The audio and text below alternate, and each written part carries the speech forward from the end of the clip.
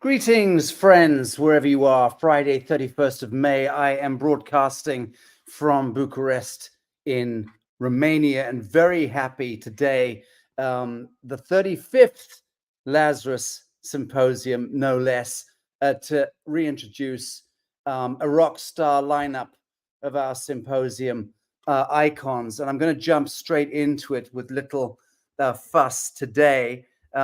Firstly, I want to bring back Shanaz Soni, who you've been screaming for the last few weeks. Shanaz, very happy to see you again. Thank you for joining. Thank you, Sasha, for bringing me to this gathering again. I'm so excited to see all of you guys. It's been a while. I haven't done anything with you, so I'm happy to have that convergence again. Thank you. Well, you're looking very, very well, I have to say. Whatever you've been doing, keep doing it.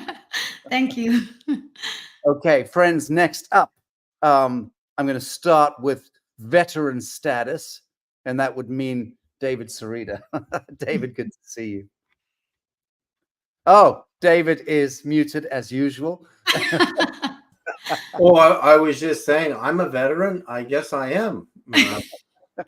I fought in a lot of wars. Right, indeed. And they're not over yet, I'm afraid to say. Wow. And today's discussion is definitely going to underscore the fact that we still have a few celestial obstacles and what have you to navigate in this great shift of ages. Let me bring on next Dave Emery. Happy to see you, brother.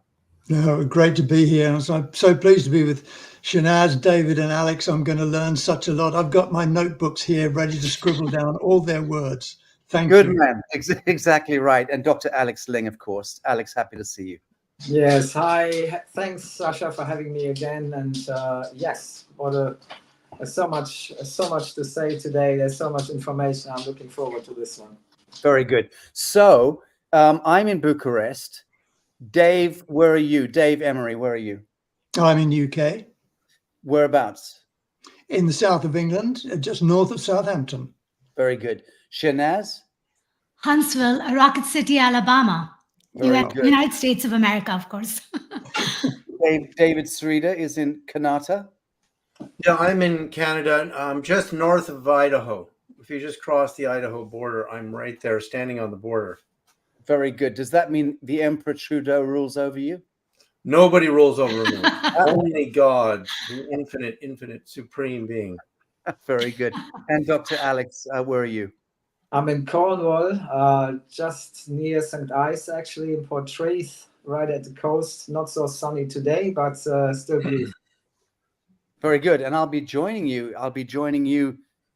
Later, I think the end of June.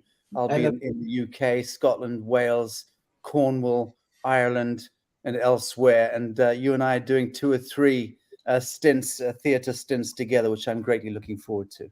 Yes, me too. Very much so.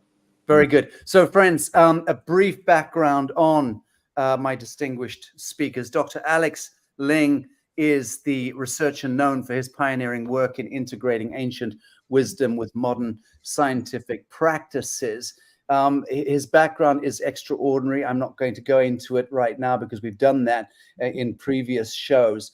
But he has a very, very enigmatic pedigree, to say the very least. And what's most extraordinary about Alex is, to my mind, in any event, is how he is using very progressive consciousness aspect connected to technology and innovation in order to, and I hope I'm not being too previous speaking like this, Alex, in front of you, but the way I see it with your extraordinary pedigree is you are undoing a lot of Babylonian knots, so to speak, that have been cast. You're working in such a beautiful way with water, for instance, and we're going to speak at great length on that, and not only on the tour, which I'll be doing in the UK, but also next month's Lazarus Symposium. I believe we're doing a very big, special focus on what you're doing with water. But is it fair to say that your work is somewhat undoing the Babylonian knots? Yes, absolutely, very true.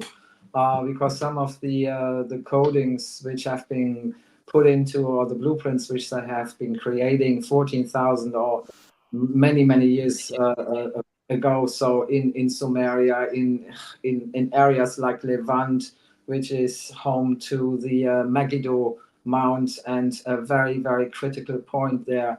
The ancient waters have been imprinted with this kind of energy for thousands and thousands of years, and been sealed off literally from the Sumerian kings, so that nobody has access to it and can change those codings. There's just so much information, and that's why these areas are still such conflict areas as well, because it's all about the water. So we are actually in contact at the moment with a large group in Tel Aviv. Some of them are really well-known healers and also into water research. And our plan is in October to travel to Tel Aviv and to the Mount of Megiddo to change these codings. And hopefully then it will make a change in the situation which is still occurring in that area. Did you say November? Yeah, no, either October or November. So we're not quite sure. I need to speak to you about that, because I'm planning to be in Jerusalem. So it would be wonderful again to dovetail. And I've got some very key people in that part of the world who are taking me to see some extraordinary stuff as well. So let's speak about that. Thank you, Alex, for that. Dave Emery is a highly regarded expert in the field of cosmic resonance and celebrated for his innovative research and contributions to understanding complex interdimensional phenomena. Christ, I don't know who wrote that, Dave. That's not how I would have written. No disrespect to you, Christy, but I don't know what the fuck that means. But you all know Dave, I think, mostly for being an archaeocosmologist. At least I'm the one who puts that moniker onto him. Dave, very happy to have you today. I'm going to just jump straight on to Shanaz, our resident rocket scientist, spiritual practitioner, and lecturer, respected for her deep insights and ability to connect profound spiritual principles with practical applications. And of course, David Sarita, leading researcher and author in energy physics and consciousness studies, acclaimed for his interdisciplinary approach and significant contributions to the field. Underscore the field, because David's acumen really extends from, it's just full gamut, alpha, omega. I mean, just such an extraordinary breadth and scope of acumen and experience from all things physics, all things consciousness, and such a delight to have you in our midst. David, I'd like you to, if you don't mind, really introduce the subject. We're talking today about transcending fear and skepticism to navigate to the heart of cosmic awakening and global ascension against the backdrop of eclipses and solar flares and what have you.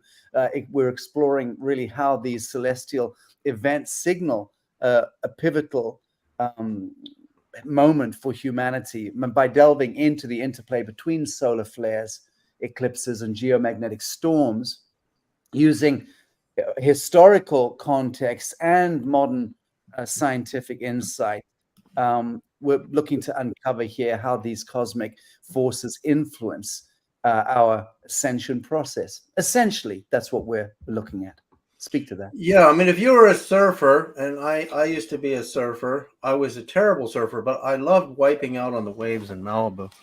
But you just dive in. And when you think of this solar tsunami wave that hit us, it was an opportunity, and I'll demonstrate this here in a share screen mode here, to really get super energized, actually. And this one here, this particular image here, is one of my favorite, because this happened on the 20th of May, and we had Venus behind the sun, Earth is where we're looking from, and we had Jupiter coming into play. You'll notice right above at 12 o'clock are the Pleiades. And so this was after, so everything started approximately May the 9th, which on the lunar calendar is the Ascension Day of Jesus. But on the solar calendar, the Ascension Day of Jesus. And I want to preface here for a second. The Tibetans have 49 days where a person is processing after they died before they ascend.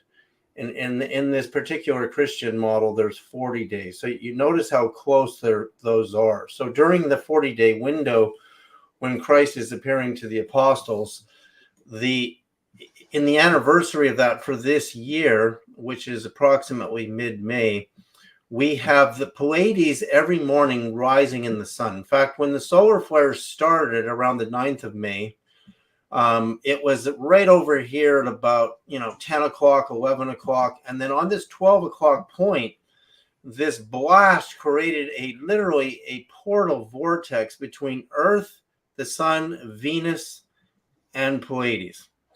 And that is really remarkable because that burst of energy created an incredible alignment. And during this period, in my inner circle, we've been doing the frequencies of the central Pleiadian star, which is Alcyon. And the experiences you have, you can see some of these animated images of this huge far side a solar flare event. Now, when you realized what's happened, in fact, it was one of the most beautiful things, not coming from fear at all, that our solar, I want to say our solar heart center, solar plexus center, we all got this. We got this huge wave of energy. I'm going to show you a graphic from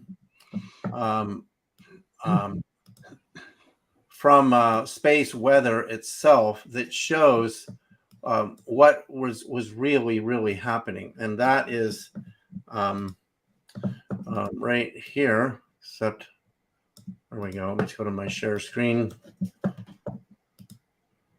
Share screen, and we go to here, and we go to here. Here it is. So this demonstrated that we are literally. This graphic actually showed the rocks and soil electrified by the superstorm, and of course, can you magnify that a bit by Command Plus, because it's very small. Yeah, and on the telephone it will be indistinguishable. Is that working at all? I don't think it is. Not really.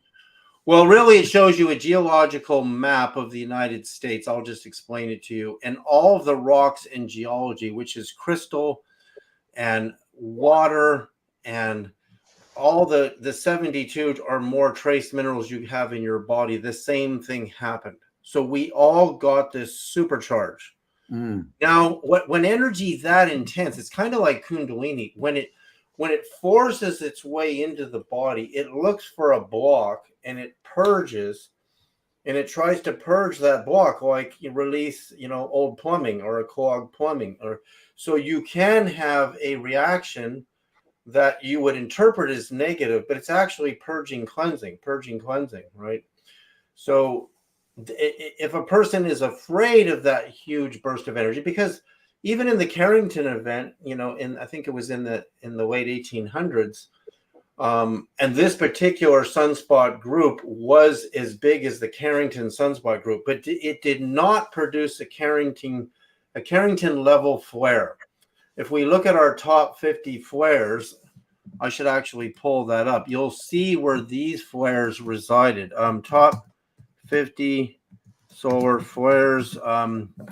Here they are from space weather. I can actually show everybody this, so you really see what we experienced was not record breaking. Okay.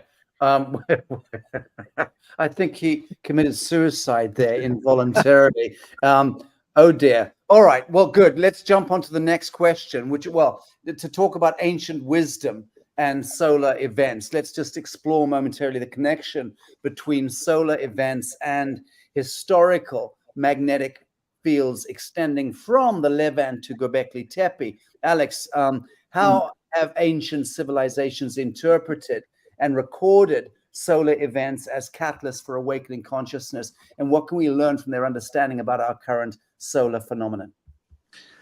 Well, the civilizations, for example, near Göbekli Tepe, actually, to be very precise, it was the Haranians, which were the most knowledgeable group of people who would be very knowledgeable about the solar cycles, and they would also know exactly about the 11-year cycle, about the solar maximum and these kind of things as well. So they could forecast literally for the next few thousands of years, these kind of events to happen. And it was, there are two different scenarios here, which has to do with the solar activity. And I want to just really quickly explain that because it's quite important.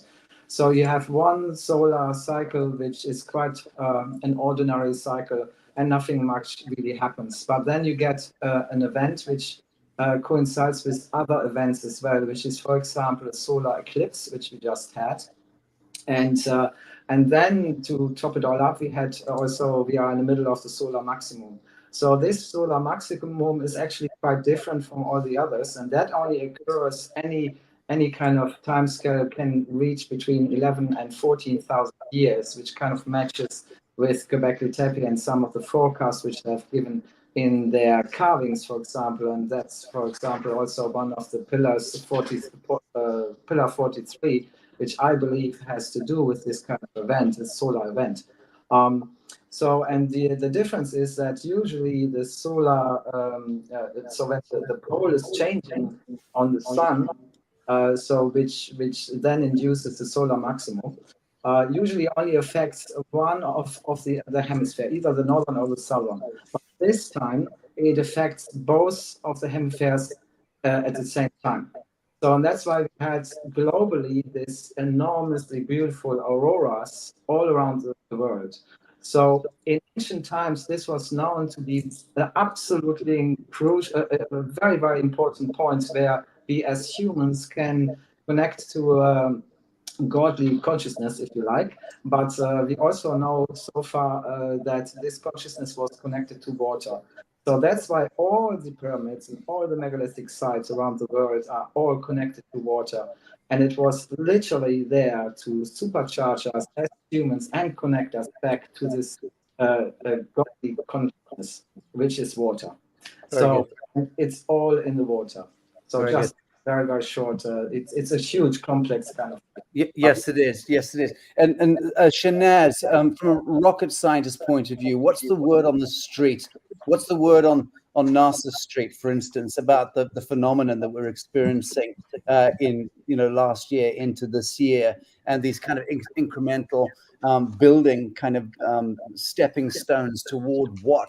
Towards some event horizon. Clearly, something is dialing up, and it's all connected to the sun. What is the word on the street from within the scientific community dealing with outer space?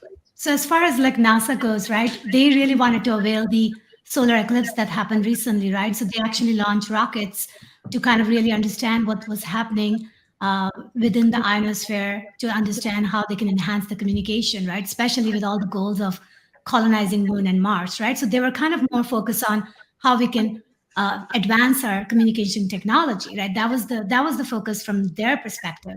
Like when you really understand what's happening with Aurora Borealis that Dr. Alex mentioned, right? I mean, how the electron and proton from the sun is depositing in our medium, right? Because we have this medium between us and the sun and the earth. And that medium, when it has this higher content, right? Higher content for storing information, then what happens? It enhances all of our psychic abilities, right? It enhances all of us, all of our abilities, right? So that we can actually become more aware of our existence with respect to everything around us. So this is, of course, my point of view that I'm saying, Sasha. So as far as NASA goes, they're very much focused on leveraging all these things to enhance their devices, right? Because they already have communication device, but they want to make it better. And right now they're going to use Neuralink, right? Elon Musk Neuralink for everything, because we are actually no longer using TDRS, which was initially the goal. But now, since we have Neuralink, we're going to use that for all sorts of communication when we land on Moon, and ultimately what we do with Mars. So it's kind of interesting because it's a very Martian point of view when it comes to NASA, right? It's like a very Martian mindset. I'm actually saying that I am running into people who are saying that they are getting more visions now about where they come from or who they are. Like they are able to see what the connection they have with everything around them. And I think that to me is the most amazing thing that's happening, is that we are all kind of becoming more aware of our multidimensional existence, right? And we're also becoming aware that how we are interplaying in the universe, right? Because we are the you in the universe, And that interplay that we have with each other is very important for us to understand, because in the quantum field, we're all connected and we're all affecting each other. And because of that interconnection, we can leverage it towards something that's beautiful, but we can also take it where we have been going, right, in the past, in terms of the chaos, the confusion, the problems. So yeah, it's kind of an interesting thing that's happening. But one thing I also want to say is, like Dr. Alex mentioned, that everything happens and you can extrapolate, right? Like, for example, if all of these events are going to happen, nothing is going to happen in an instant. It's going to happen as a Jacob ladder building up in the process. And therefore, we are going to be converging and integrating as they're happening. And because of that, that transcendence, Sasha, the word that you use, right, becomes extremely important for us to integrate our evolution as the sun is evolving and as the magnetic pole is moving, because this is kind of like more along the line of what Vedic astrology touches on, right? When the etheric content of the consciousness gets rich, and it helps us to really tap into our highest potential. Right. But doesn't a micronova event, for instance, happen instantaneously? There's no increment. There's no dialing into There's no increment. You're right, because time does not exist in all dimension. But the thing is that what I'm saying is that at least whatever is the perspective, right? It becomes a perspective again. Because when you really listen to Don Hoffman, right, space and time is just a one channel among many channels we can dial in. But it is very interesting. Yes, so you're right about that. But it's one of those things where I've seen, like, like in a relationship, right? People are like, what? You don't like me? I thought you loved me. But yeah, I didn't like you for a very long time, but I got the balls to tell you in front of your face now. You see my point? Very good. Very good. Dave, how do you imagine might the symbolism of the phoenix, for instance, and other ancient motifs help us understand the interconnectedness of cosmic and earthly transformation and their role in collective awakening? Phoenix is certainly an interesting symbol. It's a symbol that was created by the Anunnaki as an alternative mechanism for revealing the expansion of life and process. So it's really what we might call an artificial symbol implanted upon us. And that really indicates that what we're all talking here so eloquently about, Alex about the water and the power of it, David about the effect upon our own particle base and the Earth's particle base, and of course Shanaz's wonderful demonstration there of the connectivity of all of us. This is really fundamental to everything that we're talking about here, and that is the shift, the schism, the dichotomy that took place historically over tens of thousands of years. And so this is where we have modern day expansion of consciousness connected absolutely and completely with the historical developments which endeavored to dumb us down and to prevent us from remembering the critical factor, as Shanaz indicated so brilliantly, the universe of you. We are the universe. Everything ticks around within us. We have all the commodities. We have all the connections for the whole of the universe. And so what we're really talking, and this is from my point of view, what we're really talking about is the schism that took place between what we know as being true of ourselves as the universe, our consciousness, and the separation that we were encouraged to believe in, that we were none of those things. And this came through the last 15,000 years of our history, and it came right through the heart of Sumeria, and it was deliberately foisted upon us. The wonderful thing about this, what's happening today, is, as Shanaz says, we are awakening, and it is absolutely impossible to stop.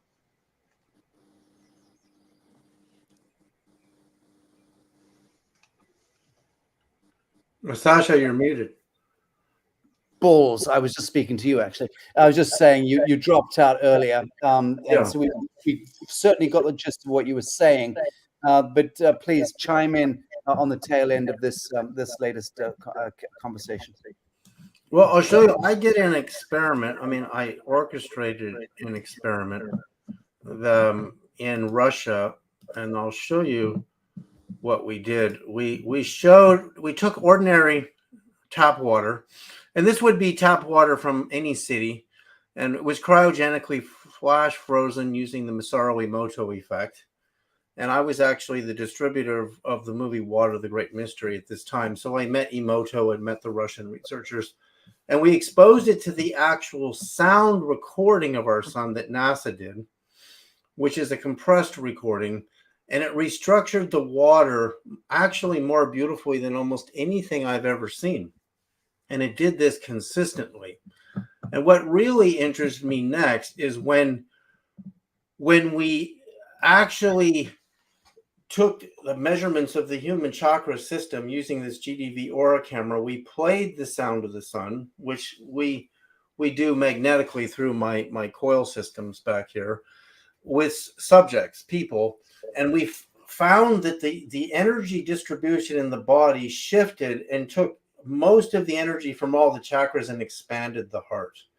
So the heart chakra expanded by the impetus of the sound waves of our sun. And I think those sound waves are actually more responsible for the nuclear fusion than anything we understand about nuclear fusion, actually. So the sun really is the heart activator, right? It's our heart thermally emits radiation that travels inversely at the speed of light and reaches the sun in 8 minutes and 21 seconds, and the sun reaches us inversely in 8 minutes and 21 seconds. So it seems that from the experiment we did, that the sound of the sun was really beneficial to the heart center and the awakening of the heart center. So I would deduct then that these solar flares, again, are very purging. So for people who are not heart-centered, they're going to get a huge burst, and there's going to be resistance, and there can even be heart attacks in massive solar flares. But the other thing I was going to show is to give a comparison model of what these particular flares really looked like compared to previous ones. And so I'll just show you the chart here, which is here it is right there. So you can see that the Carrington event was a plus X40, and we had one of those in 2000. That's illegible on our screen, just so you know. Oh, it's illegible. Yeah, it's so Okay. small it's indecipherable. Well, I can just basically tell you where our solar flares are that we just had for 2024 are going to be way down the list. I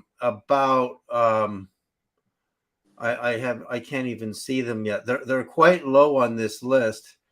And so what we didn't set any records is what I'm saying. We didn't set any records. Yeah. The Carrington event was X40. I think we hit an X8 thereabout. So an extreme category 8. So it's not, but the size of the sunspot was equal to the Carrington sunspot, but the Carrington sunspot produced a way more powerful storm, like by far. So in a way, considering we're at solar maximum cycle and the sun is due to reverse its poles right now, and this can happen at any time, and Alex knows this, we're due because that's about every 11 to 12 years. And another interesting thing about the 11 to 12 years is Jupiter will go around the sun in a cycle of about 12 years. I think it's just a little bit under. So there might be a synchronicity there to Jupiter, because Jupiter also was paired with the sun and Venus just in the far end of the window that I demonstrated where this was happening. So we had Earth to Sun to Venus to Pleiades, and Pleiades is now just a little bit around 2 o'clock, and it's still quite close to the sun. So we still have this incredible Palladian alignment right now. So I think I see it more as it definitely wasn't devastating. Notice there were very few power interruptions. There were radio interruptions at around 25 to 30 megahertz, which we don't use for telecommunication much anymore. Yeah, we're in the gigahertz bands. I see it more of a supercharging event and a purging, a cleansing, and a very big activation. very good.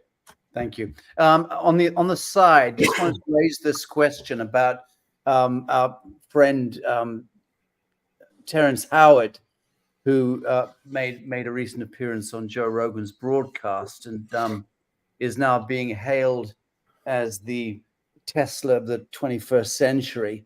I'm just curious to know from this grouping of advanced scientific minds on this panel, does 1 times 1 equals 2, or does it not equals 2? Alex, keen to know your thoughts there. Yes, I have been following this a little bit, but I haven't had the time really to study it intensively. But yeah, very interesting concept with the tables. So, and I get where he's coming from, but I'm still a little bit into two camps about it. So yeah, that's pretty much where I'm at as well. I'm not in agreement with him on the magnetism bit. But Shanaz, what are your thoughts on Terrence Howard? Yeah, so I agree with both of you guys, because first of all, I actually looked at one of his books that's out there freely available on the Google, and I noticed that there was a lot of similarity in actually how I look at things, because I have been researching Tesla and Walter Russell, and he's also using their, like the flower of life, right? So everything that he shares about flower of life has been there for thousands of years, right? That's how King Solomon actually created all the healing that they teach in the modern mystery school now, right? So a lot of things that he's bringing up is already been availed and used by our ancestors and ancient wisdom, right? So it's not anything new. The whole math thing that he's bringing up, which I did not dive much into it, because part of me was very much I was very surprised that, there's so many challenges we have in our educational system. To me, it's a foundational challenge. Having to get hung up on a math is not the right way to bring the change that I am envisioning that we need to bring in our earth, right? It's a foundational change that we need to bring, and to get hung up on an equation and to question the entire math, kind of makes everybody kind of like, you're not helping, because you want to bring harmony, right? You don't want to bring more confusion. We already have a lot of confusion, right? So to me, I didn't agree with that. The other thing I noticed that he mentions that he has 97 patterns. And to me, if somebody who has 97 patterns, I mean, if I have 97 patterns, I would be very busy implementing them, right? I mean, because there's a lot of work. You know how pattern works. So what I'm saying is that there's a lot of things that he's sharing that we all agree on, because we are already aware of it, because it's part of ancient wisdom, and it's not anything new. He's getting more attention, according to me. Right. Okay. So in a sense, it's a kind of reductivism is now being glorified, and I agree. I think that's foundationally dangerous. Roundabout now, I think it's divisive as well. It's also seems to be symptomatic of the fact that people are generally quite stupid and need a hero and need to be, I don't know. It's just another form of iconoclasticism, which I personally, I'm over it. Dave, what are your thoughts? What are your thoughts on the genius of Terrence Howard? Genius and very eloquent speaker. I watched his video. I was fascinated. I'm not a scientist like all the rest of you here, and I never admit to being one. So you people will know much more about the dynamics, the particle physics behind it all, and I respect that. The only thing I will say is that I've been informed that there are 144 natural organic elements in the periodic table. When I was at school, it was 92. No doubt it's increased, etc. I don't know the facts of this. The other thing is that I think that he has many of the attributes of an angelic indigo in the way that he speaks. And so I resonate with that. However, let me just say also that all of us, millions of us, have been angelic indigos, and yet we have still been confused by a lot of the information that we have been given, which we have been told is correct. And therefore we must follow the rules according to the correct information. What I'm saying here is that as an angelic indigo, what's happening now is we are awakening and we're questioning. We're asking, is this right? Is that right? Does this feel good? Does this does this suit me? And I will point out something here, and I'm going to throw a spanner into the works here, and I don't make any apology to it. For thousands of years, we have been told about sacred geometry, the Platonic solids, the Metatronic solids, the flower of life, the Fibonacci spiral, the golden mean. All of these mathematical, geometric, symbolic equations, they all work in a 3D world, but they are not the original infinite life formations of geometric, symbolic energy sequences. They are simply not. There is an alternative, and it is the original. It's the original infinite flow of life. And all of those objects that Terrence Howard was talking about are straight out of the shifted emerald tablets of Thoth, which he stole originally from the infinite versions of all of these and adapted them. They are finite systems. They are not infinite systems. So my view is, whether I'm right or wrong, is that I endorse people who ask questions, who say, I want to know the truth as I feel it, and I'm open to suggestions. So with regard to Terrence Howard, I thought he spoke very well, but I'm not a scientist. And so I can't verify whether he's telling the truth, but I can feel whether he's telling the truth about things like sacred geometry, and I don't believe he is. Right, very good.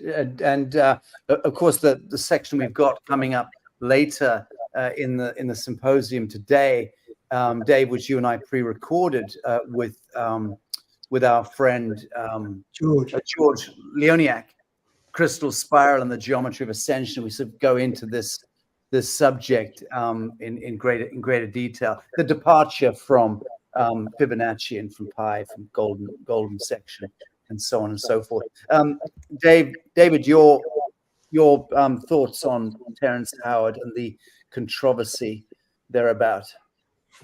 Well, I think the fact that he's getting so much attention is curious. But first of all, 1 times 1 is an agreement that it is 1, because it's 1, 1.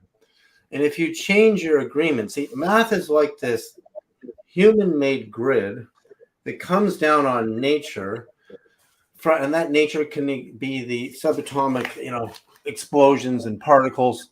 It can be the flowering of a vortice. It can be natural rhythms and patterns in nature. In fact, when I look for an exact golden ratio in nature, you don't actually find them.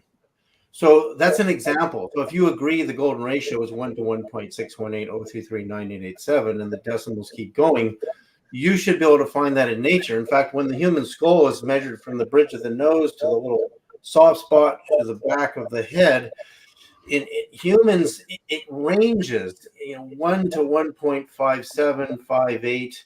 And when you measure your primates and your dolphin brains and all the different brains, including lions, humans are, this was done actually at a major university. I've read the study.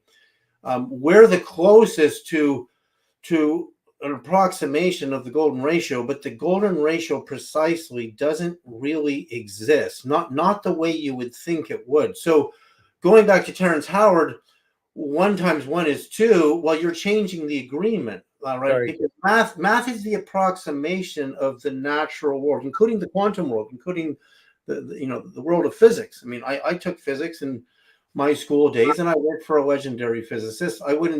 My particular mathematics, I really focus on calculating precise frequencies and the effects of those frequencies. I've calculated thousands of frequencies.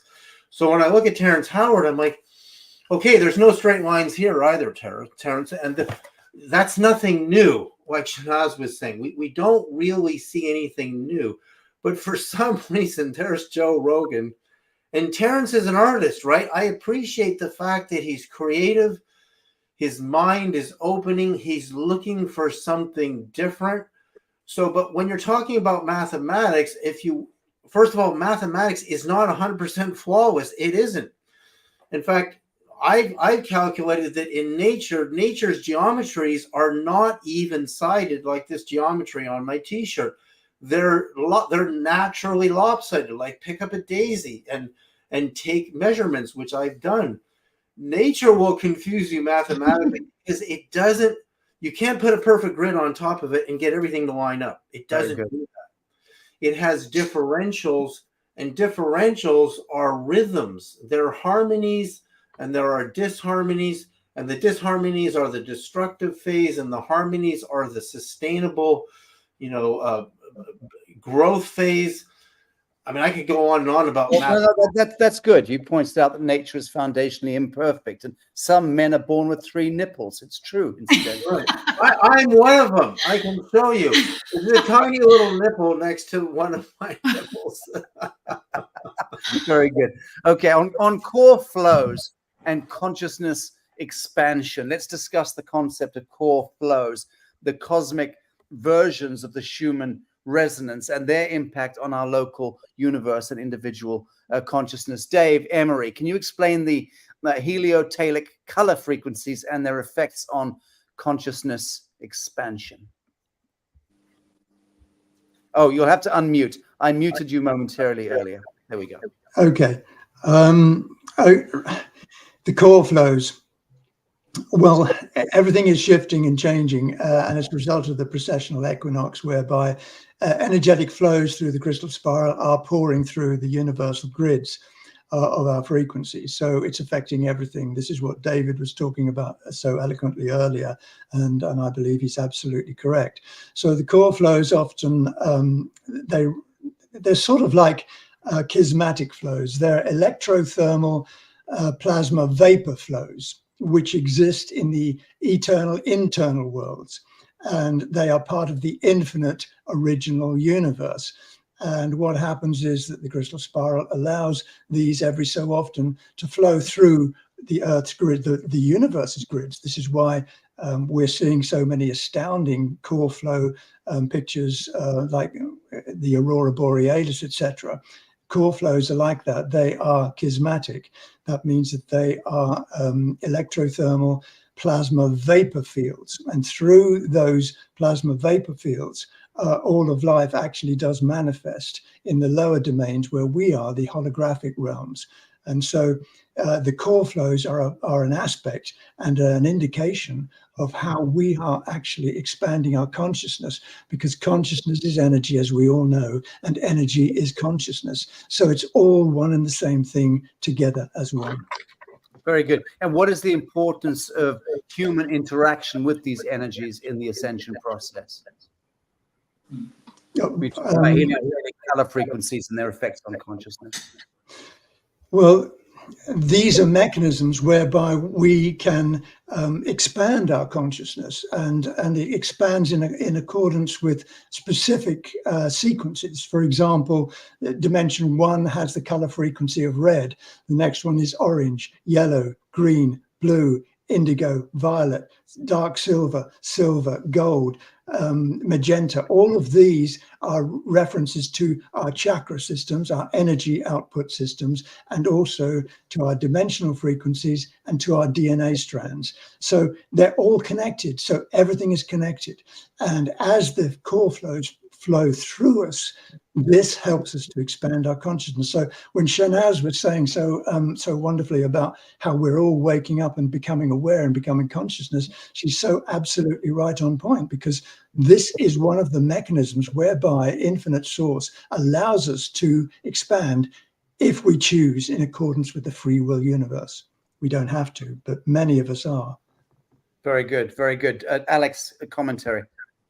Yes, actually, we have done a few experiments when it comes to the expansions of energy within the water as well. So, and it was quite interesting because we had numerous samples, for example, also from the solar eclipse. We had some water with us and exposed it to the solar eclipse. And then later we would use a specific technique to semi-freeze the water in a petri dish, and then we would take some photographs of it and then look at it under a microscope. And it was quite mind-blowing. So we have a different lens system which allows us to see these kind of events unfolding. So when it's freezing, so that we see all the different colors, for example, which are in the crystals of the ice. And specifically when we used the water which was taken and exposed to the solar eclipse, we could see that there was a color sequence, which was coinciding with our chakra colors as well. And so we could establish, we later on expanded this kind of experiment and used the time-lapse video technique to show that these kind of colors would all be created within the eyes in a certain sequency. And that is something which we just discovered. So now we are putting a certain sound to the colors, which are, again, coinciding with our chakra system. And then we have the correspondence from the water. So it's creating literally a melody, and we have the waters connected to other waters which are communicating in that way. So the water which has been exposed to the eclipse was completely different to any other waters we ever investigated. Sorry, Alex, you're talking about the zone of silence where we were right. in the Mexican desert, correct? Yeah, that's right. That's correct. So when we have to talk, I will show some of these images which we have taken and go into more details, and I haven't got that today. But it's absolutely mind-blowing. And so what counts, of course, for the water which we have taken from the sacred springs, from Apimi, for example, and taken it to the desert, also counts for us as human beings, because we are vessels of waters as well.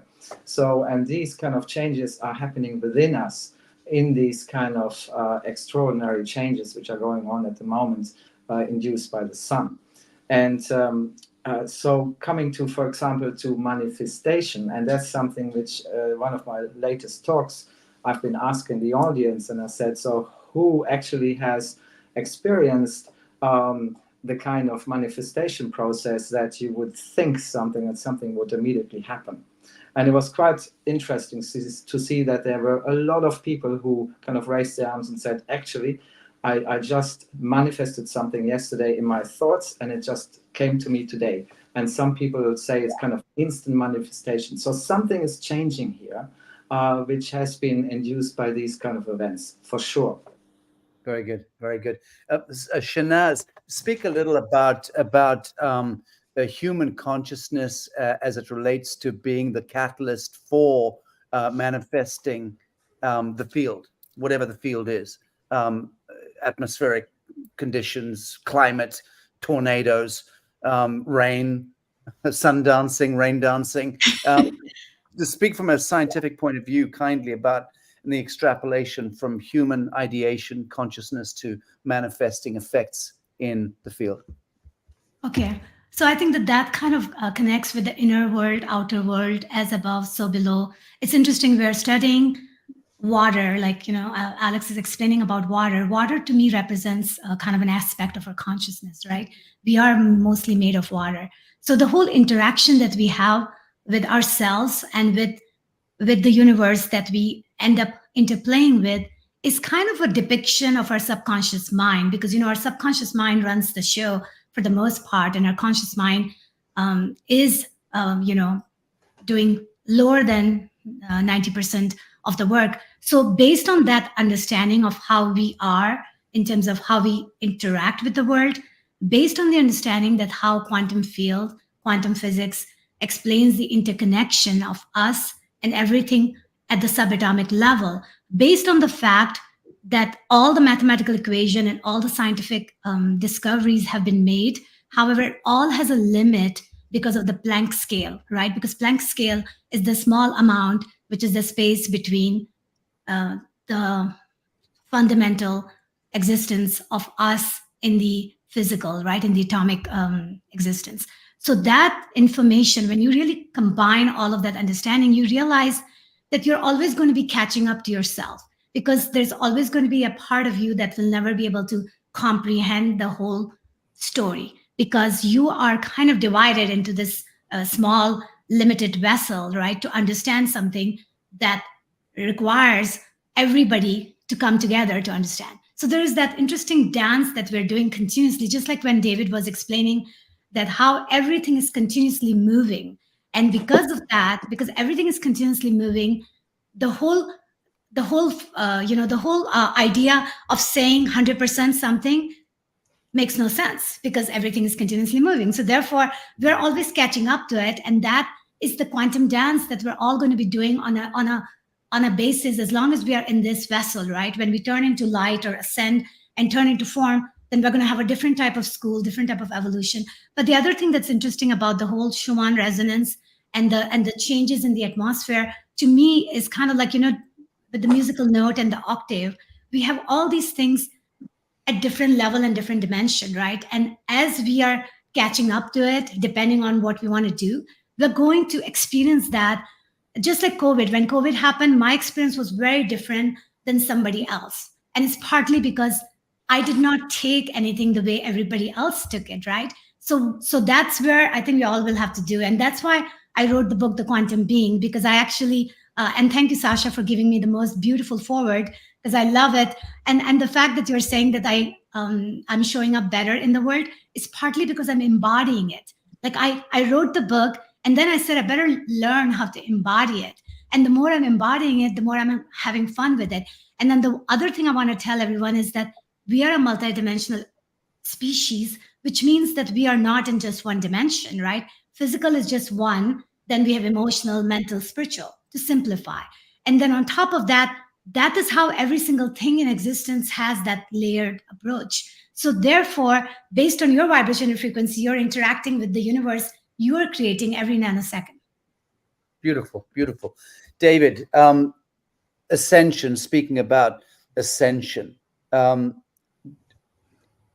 would you agree with me that Ascension is a biological process every bit as much as it is a so-called spiritual process? And is that not the point of our age, of our time, of our custodianship, of our navigation of this great shift of ages that's upon us?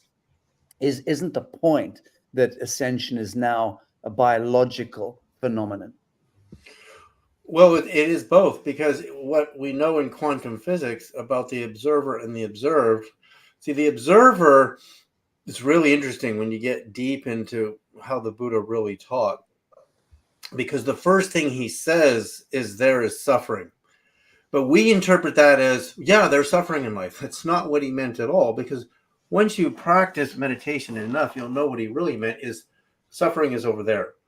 I'm now separate from suffering. I'm now ascending in this huge luminosity. And yes, now when the observer looks at the observed, the miraculous starts to appear. Masters start to have exactly what you said, Sasha. The physical starts to respond to this new ascended consciousness. And it's the same what Shanaz is saying in the quantum universe. If we take a picture of a fraction moment in time and we say, oh, that's what's happening in the quantum universe, and really there is no Planck scale, because nobody's ever really seen it. We mathematically supposed it, but we, again, don't tell that to Dan Winter. Well, no, it doesn't. There's a lot of trouble. I know, and I love getting into trouble, by the way. I love trouble. There's no Planck, he said. No, I'm saying we've never actually seen it. Very good. I'm not saying there's no Planck. And so science is always an argument. It's always trouble. It's supposed to be a dance. I've sat in the room with Nobel Prize winners, and all they do is fight, and then they laugh. They freaking laugh their asses off, and then they're fighting again. And just like kids, but they're really brilliant kids. But Edgar Mitchell said something to me in an email once. Edgar Mitchell has an MIT PhD in physics. And I have this email. I could find it. He's not impressed with mathematics at all. He tells me this. And I'm like, what do you mean you're not impressed with mathematics? Because mathematics is so anal retentive myopic. It doesn't really see what Shanaz is talking about. Like the quantum foam cannot be quantified. Richard Feynman found the behavior of photons bouncing off of surfaces is like a dance. You can't mathematically quantify the behavior of light. It seems to be conscious, just like you can't quantify. I couldn't quantify the behavior of a woman's mind. I couldn't put it in a mathematical formula because everything they do doesn't make any sense to me. But that's beautiful. That's the chaos that gives birth to the dance. So when Edgar Mitchell wrote me this note, I'm like, oh my God, coming from him, he's not impressed with mathematics. Well, I'm impressed with mathematics to a point. it's a very good approximation, but actually sometimes you get really stuck with mathematics and it doesn't let you out of the box it put you in. Just like right now, we can't understand in our understanding of physics how these UAPs are doing what they're doing. They're violating the law of physics, just like Trump violated what Bill Clinton could violate. You just simply, we put ourselves in a box and then you have to get out of the box. And mathematics can put you in a box that is actually a mousetrap. So you have to be really careful with it. So if we change the parameters, if we say 1 times 1 is 2, that's a new agreement. Well, what I say to Terrence is, let's see what you can do with it, Terrence. Let's see what you can build with that. Like Shanaz says, you don't care how many patents you have. What can you do with it that's going to affect everything for everybody else? And finally, yes, when consciousness is ascending, we can suddenly see what the dark forces are doing, because prior to that, we were inside of the box the dark forces put us in. Now we can actually see, oh my God, you're crazy. You people are building prisons. You're not liberating people's consciousness. You don't even know what ecstasy is. You don't know what ecstasy feels like, because you put yourself in a prison, then you put us in a prison. So when the human spirit has had enough of the prison, you actually won't be able to put it in the prison anymore. Beautiful. You won't even be able to do it. Beautiful. So I thank you for raising the spirit of Ed Mitchell.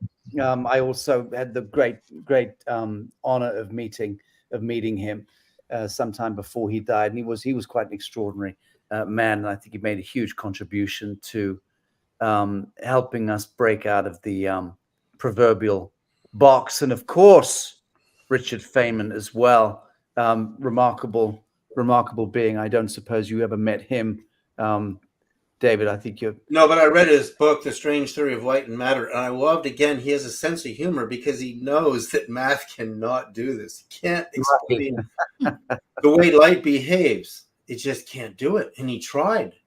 Yeah, very good. Dave, Emery, keen to get your feedback on what Shanaz and David were speaking to. Oh, right. It's brilliant. You were both brilliant there. I'm just going to re-quote something. Yes, David, you're so right. We're stepping out of the box, mathematics box, whatever it may be. We're stepping out of the box. And Shanaz, I'm going to ask your permission if I can use your phrase, because it's catching up to ourselves. You are so right. You see, we do have all these different aspects of ourselves, some what we would call a physical body in dimension 1, an emotional body dimension 2, a mental body in dimension 3, an etheric body in dimension 4, an archetypal body in dimension 5, and it goes all the way up, 18 dimensions, in fact. So we have all these bodies. So what are we doing? We're catching up to ourselves, because we are all there. We are the universe of our own selves. And so as we expand our consciousness, we come out of the mathematics box of the 3D world, and we step into all of these different personas that we are, our other selves. And each time we expand our consciousness. And this is exactly what we are all doing in this time. And Alex's wonderful work with water is pointing us, it's a signpost towards how the physical and the spiritual do connect together through the resonant frequencies of the universe. So folks, thank you very much for teaching me so many things today. And I'm gonna quote you.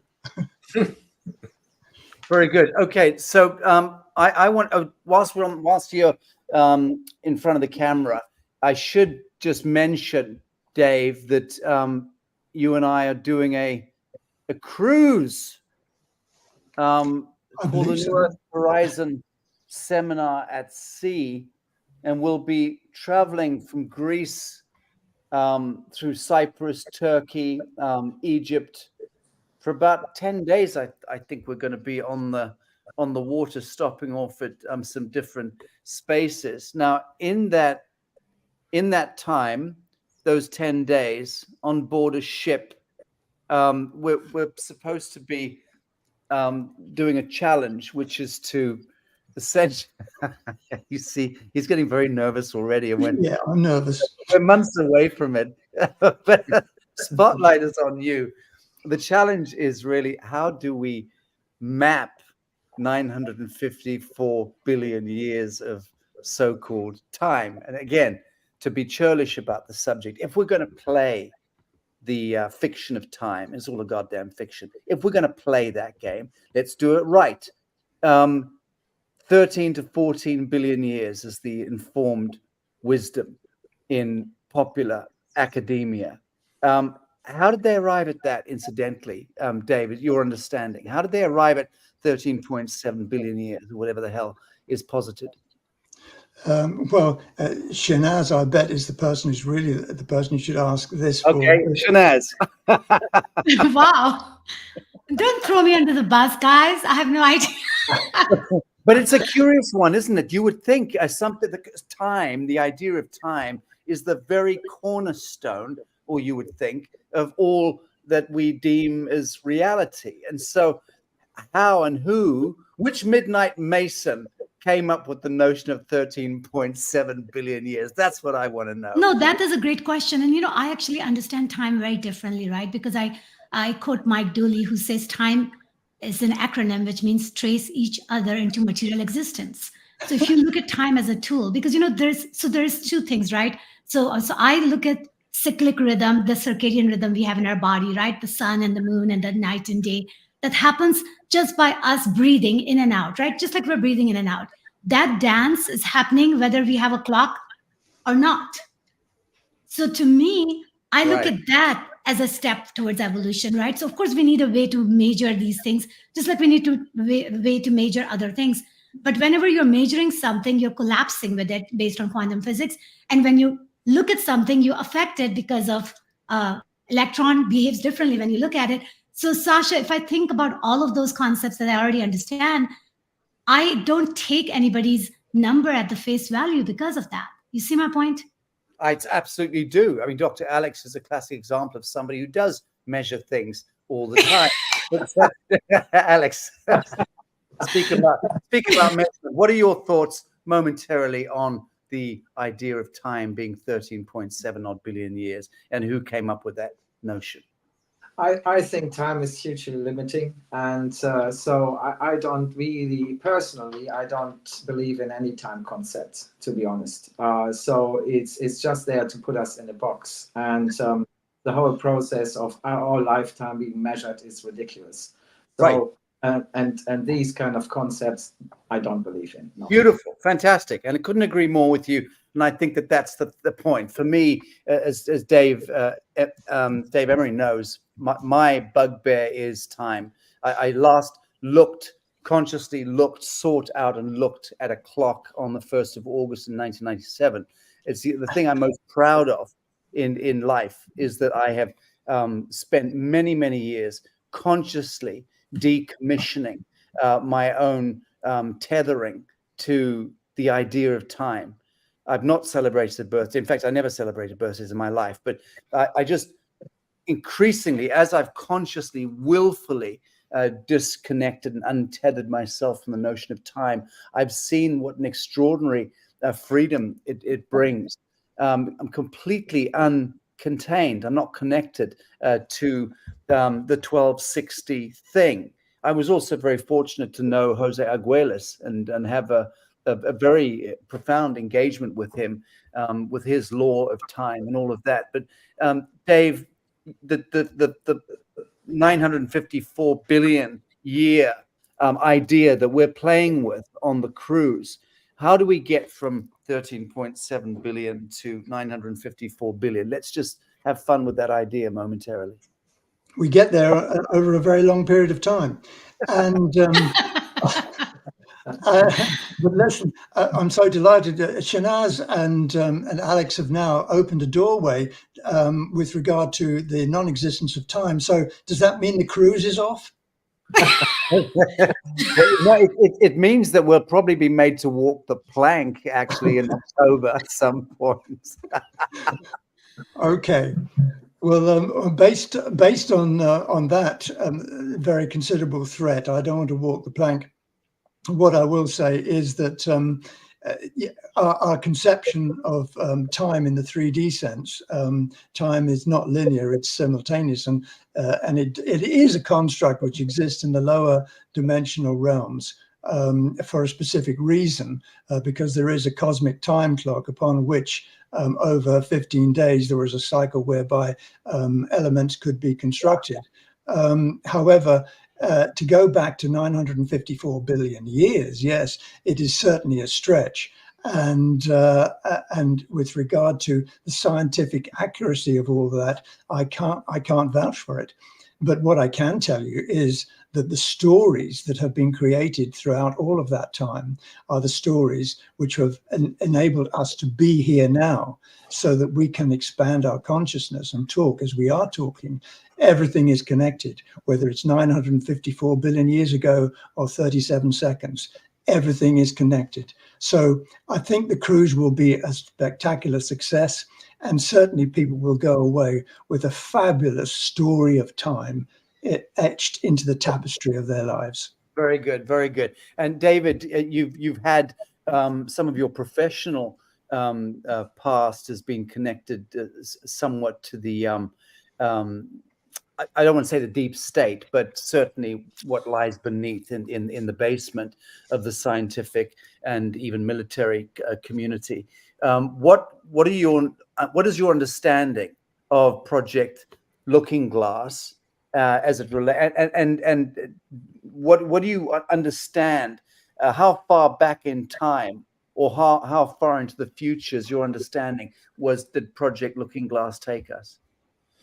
Well, when you look at time in itself, from what I can see, and I have a whole model of this, we could do a whole deep presentation on this that I think your audience would understand, because I had this experience on January the 7th, 2000, where Tesla and two other masters wearing white robes with gold cords appeared in the middle of the day. I saw them with my eyes open, and he flashed this galactic clock, which I wrote down and created into a model and put in my first film, that really explains time very well. And I've spent a lot of focus and on the subject of time. And so the universe, at the moment of the supposed Big Bang, the CMB, the cosmic microwave background radiation, which is the problem physicists can't answer, it didn't do this and expand. It preeminently, before time even had a value, evenly distributed itself in this infinitude. And then basically time dilates because the universe starts forming more and more vortices, and therefore more resistance and more inertia, so that it appears that the universe is way older than it really is, because you measure time by the speed of light. And of course, they do know, classical physicists, that the speed of light was faster and slowed down, but they don't really measure in a quantity of measurement that would suggest how long it took for the speed of light to slow down. And then for when you measure backwards, you're measuring through time. And we do the same thing in our lives. So my youngest daughter is 8 years old, and she thinks, well, I've only got 8 years of memories. But watch, when you're 16, suddenly you fill that space in your mind with infinite ideas, and suddenly it looks like time is slowing down. And then when you're 30, you think, oh my God, I'm so old. I've been living so long, and I've got all these ideas that I fill this time with. And in a way, by the time you're 60 something like me, which again is not old in time, but the mind becomes infinite. It starts having all these refractive memories, and it plays with thought forms. And suddenly everything is more full of ideas and stuff. And you think, how can I only be 60? Because when I was 6, if I just multiply that by 10, I should only have this much space. So space is the same thing. It actually slows time down. It physically does this. So if I go to the place of quantum mechanics action at a distance where everything is instantaneous, first of all, you have no curvature. And you need curvature to create gravity, which creates time. So if everything is instant, there is no curvature, right? For example, you don't see anything right now. You're seeing even a fly buzzing around in front of your nose like a trillionth of a second ago. You see the moon a quarter of a second ago. You see the sun 8 minutes and 21 seconds ago. And in that time, what you're really seeing is you're not seeing anything as it is. You're seeing a hologram, which is an image coming off of it. And the same with the image of you walking around, getting out of the bathtub and singing whatever you do in the day. That image, even the thermal part of it goes right through the roof. It goes out into space, and it's a hologram. So when you really understand that light is really a presentation that is actually a hologram, you're not seeing anything right now. There's nothing you're seeing right now. So what is this thing we're in? Because all of it is trapped in this time matrix, and therefore to measure time when the speed of light is really slow, it's really slow. We're looking at the images of the universe and saying they're 13.7 billion years old, but they're not factoring in the instantaneity of the quantum. So the quantum action at a distance that Einstein, he tried to solve it. It was not solved. In fact, the Nobel Prize last year was given to 3 physicists who are really getting close to actually solving the action at a distance phenomenon and putting it into a real telecommunication system. And once you do that, eventually you'll be able to give us a picture of the real universe.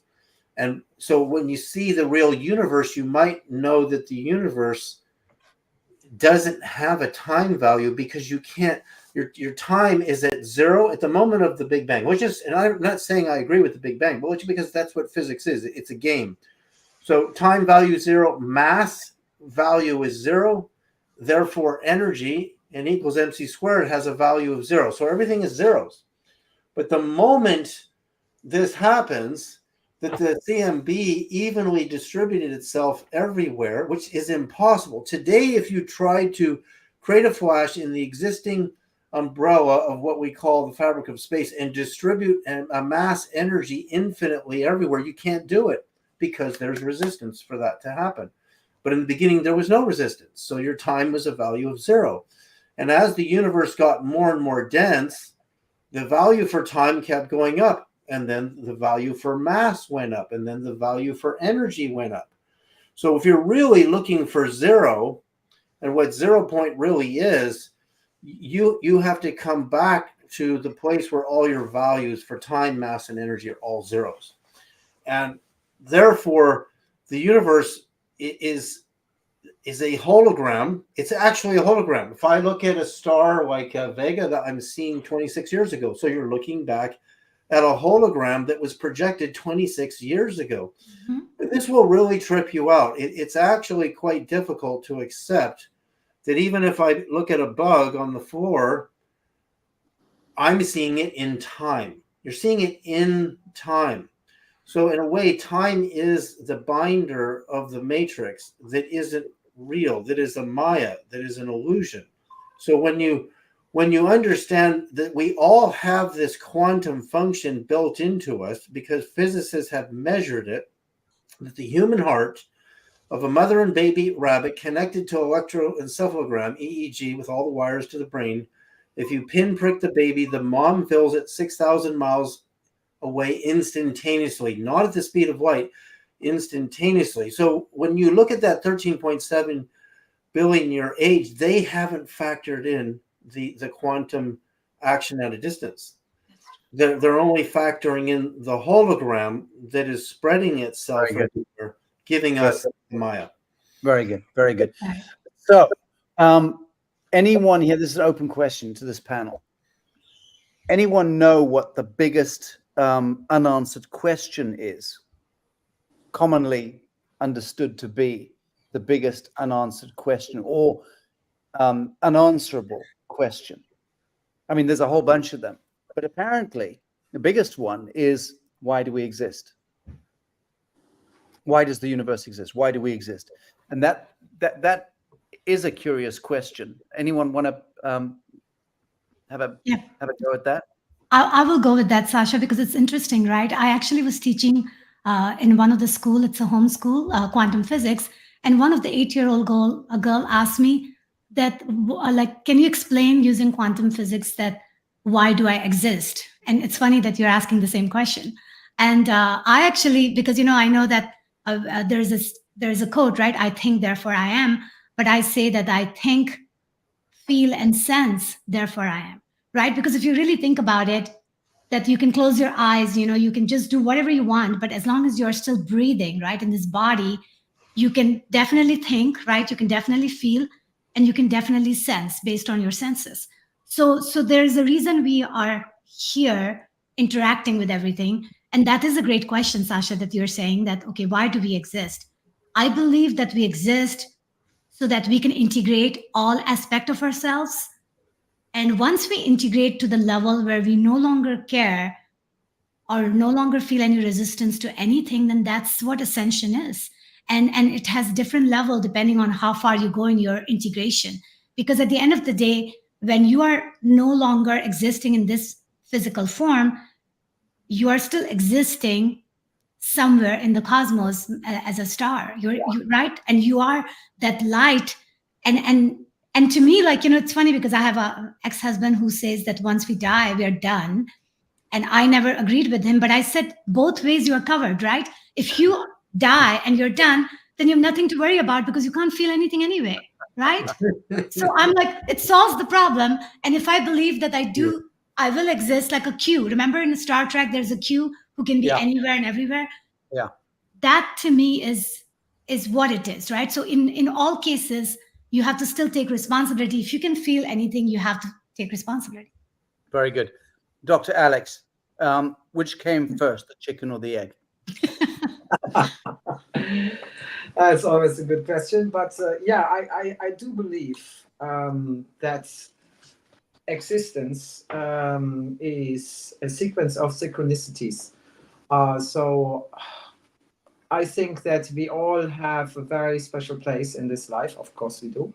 And that our existence and why we're here is also in the big plan, a plan of synchronicities. So in short, I think we live in an interdimensional kind of reality, in my opinion. And I think that there is so many more questions to who we are really and what our purpose here is. But in our reality, I think we can find our purpose and make a change and go into the future and create something beautiful. And so long we do this, I think, then we are synchronizing with a big plan of why we are here in the first place. Beautiful, beautiful. I want to invite anyone on this panel to raise any question amongst anyone else on this panel. I don't want to be leading the conversation here on out. Well, I want to comment to what you just asked, Sasha. Why are we here? I mean, applying myself to meditation every single day for 45 years plus, you ask the question, you really get into, when you say, who am I? Why am I? You just look infinitely within. In the beginning, it seems like the I is this solid thing that's looking out, feeling out, sensing outwards and inwards.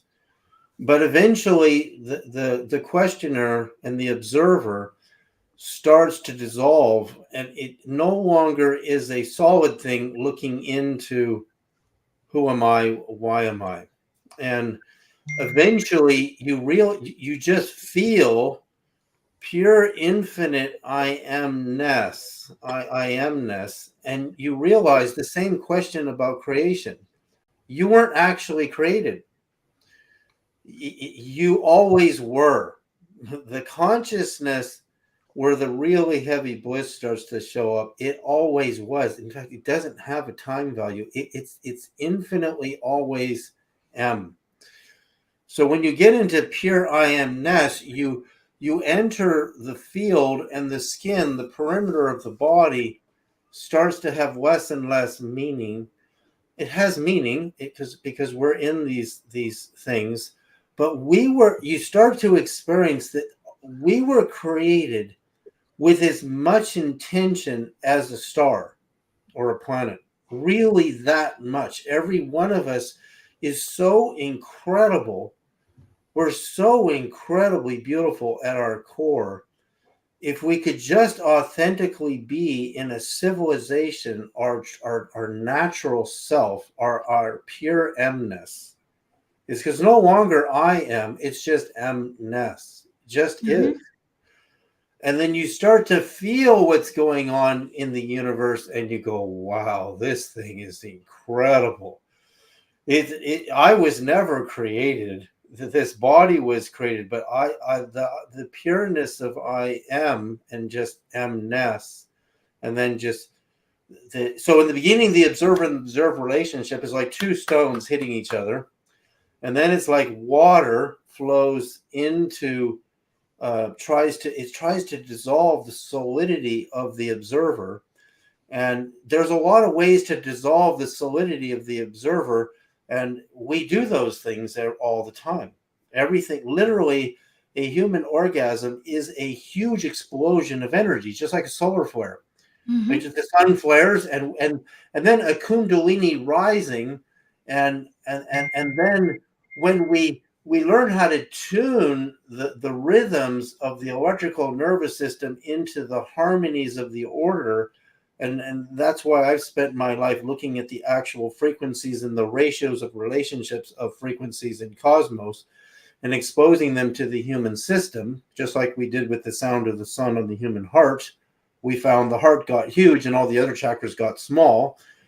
You start to see how this thing works. And it's really more, it almost seems like more went into creating you than went into creating the sun. It almost seems like it, because we're that sophisticated, because we're not just the body. The spiritual part of us is so incredible when we just spend the time. Like, I mean, this is the Buddha's notion. The Buddha's notion is you're not gonna live on a belief system. You're gonna sit there and find out what you're really made out of, and then eventually you start to see that you are God. I mean, the grand organizing designer. There is no separation between you, which is why Jesus said you are as gods, and he's quoting the Old Testament and saying that. He's quoting the prophets. But you have to come to the place where, again, there's something about humans. We put each other in prisons, and you got to get out of the prison. And you know what physicists did? They tried trapping photons in a box. It's called a wave trap. And the photon, or even trapping an electron, which has material mass, will quantum tunnel through the wall and generate a faster than light event. The faster than light event wouldn't happen unless you put it in the prison first. Exactly. So the body's the prison. It's actually the mind that's the prison. And then when you realize you're trapped, and then you learn how to become highly tuned, like a highly tuned instrument, you get out, but you accelerate. Now you're going faster than light. And then when you're going faster than light, time dilates. Then the universe isn't 13.7 billion years old. But how old are you is, when you really think about it, you were actually created. You were actually created. That's incredible in itself. The more you become mystified by yourself, like, I was created. So why am I here? Is the universe knew exactly what it was doing when it was creating you. Now, you may right. Well, I mean, you'd still get stoned to death in some parts of Alabama for saying that you are God. I mean, but that's a curious thing, isn't it? About how incredibly diverse we are as a human species. I mean, it's just so extraordinary. You go from absolute twattery and the most mundane and moronic, subhumans still lurching around, led only by appetites and addictions, to luminescent beings and avatars and masters. Certainly, there's one master that I'm well aware of in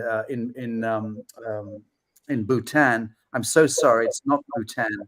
I'm trying to remember where he lives. I published photographs of him. Well over 1,020 years now. of age, the avatar most famed in the Atlas Mountains of Morocco, and known to all members of the royal family in Morocco, is well over 800 years of age. And my friend Margot Anand, who's just turned 80, and she's terribly proud of that fact, has spent some considerable time in recent years with some of the immortals in Asia, very much off grid, and she's learned the song of the immortals and brought it back. And I've experienced it with her, just extraordinary stuff. But yeah, just this incredible spectrum of humanity. One wonders, just to talk about that number, the 144,100.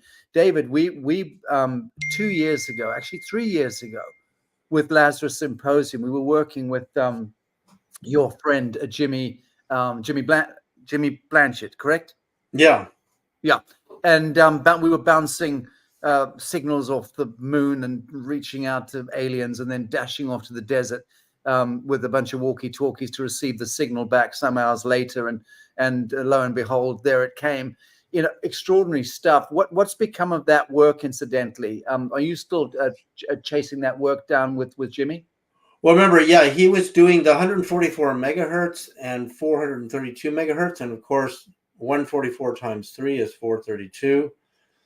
And of course, the 3 days and 3 nights that Jesus speaks of going under and then being born again is 4,320 minutes.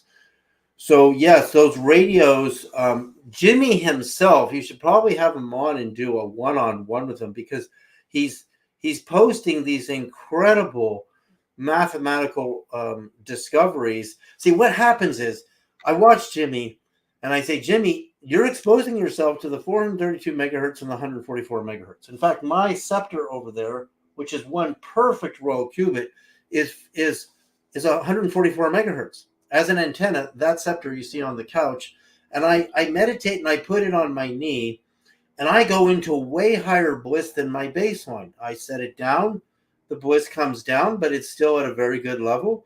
And then I put it on my knee again, and I go way, way up. Now, Jimmy I talk about this in the old days when we're driving down the freeway, you're manually tuning your radio to 97.36 megahertz, and there's Led Zeppelin, right? Your whole car is enveloped in the wavelength of that frequency, and that's a pretty big wavelength. It's way bigger than the car. So we were all in those days getting these frequencies of the radio station, and the music felt different when it was coming in. Even the static had a magic charm to it. But now we're in the gigahertz band. But we're not using radios. We're communicating through the internet and the Wi-Fi, and we're way up above, 2, 3, all the way to 30 and higher gigahertz, right? So with Jimmy, this is my insight. By working with those radios at 144 and 432 megahertz, he creatively incited and sees how the universe is really working, and he's posting all the time on Facebook, and most people just go right by it. I check every one, and I'm like, Jimmy, it's actually the frequency that's causing this mass awakening in you, because there was a reason the staff was at 2.5 perfect royal cubits, which is what my staff is over here, and that the scepter was tuned to 144 megahertz, because when you hold it, you get 144 megahertz, and that it's not the frequency itself, it's how you respond to it. So if I play some music to you, some people might dance, some people might not dance. There's frequency and frequency response. The frequency of the Earth is not the Schumann resonance. It's really close to it when you actually do the math. The Schumann resonance is the first wave in response to the frequency of the Earth. The frequency of the Earth, based on its wavelength, is about 7.48 hertz, and the Schumann resonance is 7.83. And that's perfect, because if I take a cymatic dish of water, I induce a frequency on it. The first frequency in the dish is not the frequency that I gave it. It's the first standing wave that responds to that frequency. So we're the same. If I give you 144 megahertz, you might not have the math realizations that Jimmy Blanchett's having. You might have something completely different that awakens within you. Right. But there's a reason that we had these staffs and these instruments, which I've been making for many, many years for people, is because, and the reason you saw the Egyptians with their staffs and the goddesses with their staff and Athena with their staff is it's a high frequency musical instrument, and it causes an awakening in the consciousness. So Jimmy has been exposed to 144. In fact, that's the frequency we sent out all my wife's songs on to all the planets in the solar system after she died, and then she responded. We used Jimmy's antenna at 432 megahertz and 150,000 watts. 150,000 watts. No wonder my wife responded. Yeah. So Jimmy is getting the benefits. I don't even know if he realizes it, but he's doing those frequencies all the time because his antenna is putting those frequencies out. And then he has another insight if you go on his Facebook. So I think it'd be really worth, having a read there. Well, we'll definitely invite him back. I'm very, very keen to chase that down. What I'm driving at with the 144 or the 144-100 is it your understanding that we've reached that threshold of sufficient actualized angelic humans to be now certifiably catalyzing the great ascension event? That's really what I'm driving at. Well, like I said, the more a person is awakened, first of all, the more they see that they're in prison. A prisoner who has been a prisoner for millennia doesn't even know they're in prison. Like, they don't even know their mortgage means in Latin death gauge. It means you're going to die in that agreement for a house that's already built. We're going to be prisoners forever. So once you realize you're in prison, that's already an awakening. And I think more and more people, and you, Sasha, have been exponential in revealing this to people about the prison and the matrix and how to get free, right? And then once a person has the fear of their survival removed, we were talking about this before the show, all of us, they can be their authentic self. They don't have to invent lies and schemes to make money. They don't have to be criminals and rob people. If you were fully sustained as a human being and you had no reason to believe you were going to end up on the street, and we forgave all debt. I believe we have to forgive all debt to save this planet. Yes. Because most of the fuel we're burning is going to a job that doesn't need to be done, but it's fictitious to pay for the house that's already built. I mean, an alien race would look at us and go, are you stupid? You're going to pay for that thing for 30 years and it's already built. Okay. So which means our capacity to build structures is so great that we could give everybody a structure. And we could give everybody food too. So let's say there's a certain percentage of the population that doesn't want to do anything. Watch what happens. If you feed them, house them, they'll get bored.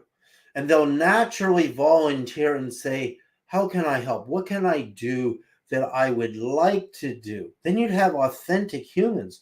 You would have humans that would be doing what they love to do, and they're not being forced to come up with this number every month to pay for all this stuff that already exists. The car already exists too. It was created. And so why are we doing this to each other? Because we agreed to it. We actually did, because we're afraid to go back to being a hunter-gatherer and pitching a tent like a lot of people are doing in our cities and saying, I've had it with the prison. Now, if everybody agrees to say, I've had it with the prison, believe me, it'll change overnight. Very good. Very good. Beautiful. Beautiful. And yes, you're right. I mean, and that does come down to the 0 point. And once we're no longer feel compelled to parasite off or feast off one another in any way, shape, or form, that to me, by definition, is the 0 point. Then, of course, we move into affirmation. We move into expansiveness. At that time, we're able to contemplate the navel and simply lean into creative expansion. And that for sure describes to me the counterpoint to this fallen light of Atlantis that we've still been wading through, even in our generation. So let's look to wrap this conversation up. We've been talking about frequency. We've been talking about cosmic events, talking about the myriad of different possibilities that exist with human consciousness and how we manufacture reality, and notions of such as time come in and out of the play. We're now approaching June, Midsummer's Day of 2024. Word on the street in the military, the sort of deep state street, is that we are entering into a shit storm, a shit show, either way this year. The fact that Donald Trump was found guilty yesterday or today on 3,000 charges, just absolute spurious nonsense, dreamt up by the satanic status quo masquerading as jurisprudence. The fact that Bill Clinton, I'm not turning this into politics, but I do want to use this as an example. The fact that 25, 30 years ago, whenever it was, that turgid little actor, Bill Clinton, was getting blowjobs under the presidential table, and paid hush money at that time to that ghastly woman, Paula, whatever her name was. I think she got a check for about $850,000 and proudly held it up with the Associated News Network syndicating that. Well, he didn't exactly face criminal charges. So the satanic status quo have to manufacture bullshit. And I'm not endorsing or supporting Donald Trump's position, just to say that when you've got the status quo weaponizing itself against a former president, it's desperately serious matter. Or is it? Or is what's really happening actually a counterpoint play? Is it that Trump being found guilty is Trump/white hat enterprise creating a precedent that a former president can in fact be indicted? Is that what's going on? So that when they claw back this year power from the fetid sock puppet Joseph Biden and his cronies, that they indeed, Biden, Obama, the Bushes, the Clintons, can also be rounded up as former presidents now, because the precedent has been set with Donald Trump. Is that what's going on? So we're in this wonderful flux of sort of psychocultural, psycho-political mindfuckery, where nobody knows where we stand in the equation of things, and where all of us cast adrift, which is perfect. To me, to my mind, it's absolutely perfect that we're all cast adrift at this end of time. I just want to invite each of you in closing to just give a sense of what you feel we are entering into as we move toward Midsummer 2024. Shanaz, I'll start with you. Oh, darling, you're muted. Yeah, it's funny, Sasha. Everything you just said is very interesting, because you said the conundrum we are in when you look at the politics that we're interacting with, and then everything that David Sarita said about we live pretty much in a holographic reality, right? So that is the conundrum, right? Because you are always catching up to it. But the thing that I would like to say is that whatever is the truth, when you truly don't know what the truth is, the one thing you can do is not necessarily feed into the problem, right? Because, there's always a problem and there's always a solution. So that is the one thing that I would urge everybody to do, is to not become part of the problem, but become part of the solution. And I'll give you a very interesting example, right? That if you are ordered a food and you're waiting and the food is not coming to the table, then are you going to just keep waiting for the food, or are you going to get up and go and go to the kitchen and actually say, you know what's going on? And they'll say, well, we don't have enough people to make the food. You might as well roll up your sleeves and start making the food for yourself. That's where I feel like everybody needs to go, is to look around and see what's going on and just roll up their sleeves and clean up the mess. Because if we start doing that, we're going to open a whole new portal where we're no longer going to be waiting for anything to happen to us, to have us that amazing life. We're going to be participating in it, because we live in a participatory universe, and every action that we feed into based on quantum physics, it opens up a new portal because it changes everything. So yeah, so I feel like we need to go in that mindset, because right now we do have a lot of illusions to sift through, right? Because of just the way we are continuously dealing with illusion in all different forms. And that is the nature of the beast, right? So I feel like we are all watching our own movie, but we are the star in our own movie. And because we are the star, we have to at least do the part that we are able to do with integrity, and so that we can ultimately transcend ourselves into ascension. Beautiful. And I have to say, I commend you for using the word participatory. I've never heard anyone use the word participatory, and you used it perfectly, and it came out seamlessly. You get a gold star today, Shanaz, on the Lazarus. Oh, thank you. Alex, Dr. Alex Ling, we're going to next on the next initiative talk about Akwan, your incredibly noble endeavor, which I think is just extraordinary. So we're going to put a lot of time and effort into that. But kindly, your reflections on the conversation that we've had here today. I think that the system is decaying and crumbling away, so it will have to make space for the new, and it's not sustainable anymore from any point of view. So and also we talked about it previously, talking about these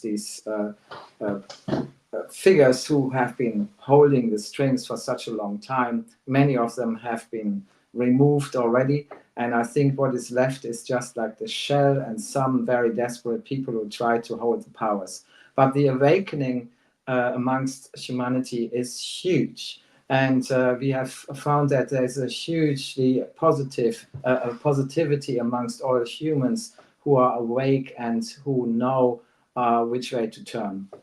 So, and I think it's an unstoppable machinery. It's far too late for them to stop us. And this is just a desperate try to suck us back into this control mechanism, which is definitely not going to happen. Indeed. So I do believe in humanity, and I do think and know that we are moving into a beautiful future where we manifest everything beautiful which we deserve. Very good. Thank you. David Sarita, please, your closing thoughts, and really just underscoring that same question. Where do you see us moving as a collective through this extraordinary period of time coming up? I really do believe that midsummer this year, toward midsummer 2025, is the threading of the camel through the eye of the needle. That's my real sense of where we're at planetarily. But what is your sense? Well, we're at 144 minutes right now, so there's the 144, the synchronicity.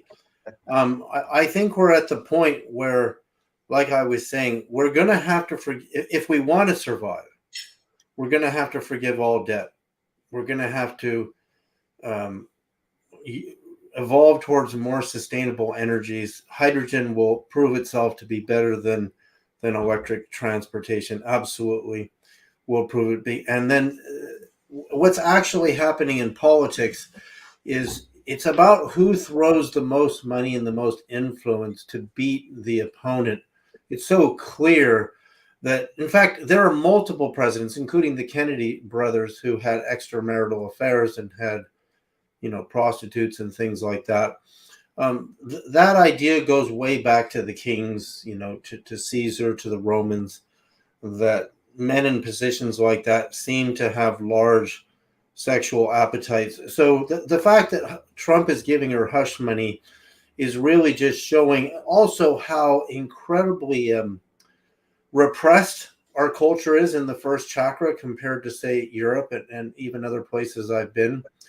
I would say, like, you know, my dad brought us to nude beaches ever since I was a kid. And once you go to nude beaches all the time, you're not repressed. You look at a person because they're a person. You look at the body. We all have different shapes and different kinds of bodies, but you know, topless beaches in Europe, things like that, they're not as uptight as we are. So he has to hide this relationship, and because he hid it, and so did Clinton, and so did the Kennedys, and so did President Johnson.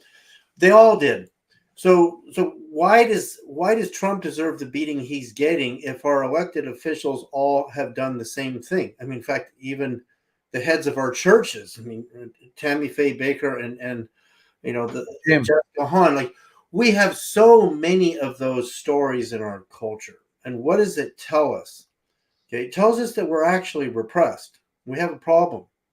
And then you go to this phenomenon that's happening today, and I just see it all over the internet, is there's just mass digital prostitution going on. And to me, that says that those young ladies and men don't have enough money to make their ends meet. A day job is not going to give you a life. A day job hasn't given you a life for almost the last, 50, 60 years, actually. Yeah. So I remember when my father, in the 60s in Berkeley, you just have to have a simple job and you put your family in a house and you feed them. If you have a simple job today, you're not even going to put yourself in an apartment.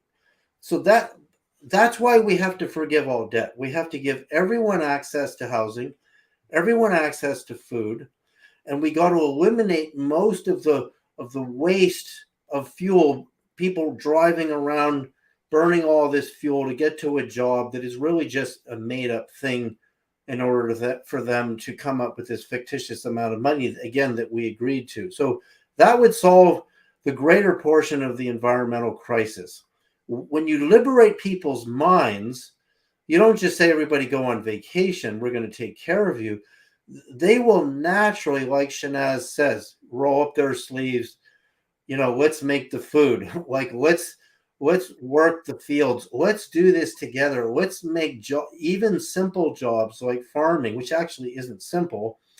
Let's make it beautiful. Like, imagine if we had agricultural centers where they had community, meeting places. They had showers and bathing, and everybody could be nicely dressed after, working in the farm all day and have a place to sit down and read a book. Or like, instead of making them like, slop, like their environment is slovenly, and they're slovenly dressed, they're not even clean.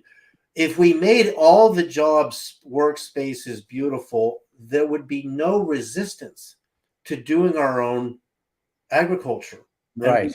Reconnect to the plant kingdom. I mean, I know I love going into my own garden, which is huge, and pulling out lettuce and putting some olive oil and lemon on it, and avocado and sprouts that I grew, and make myself a salad.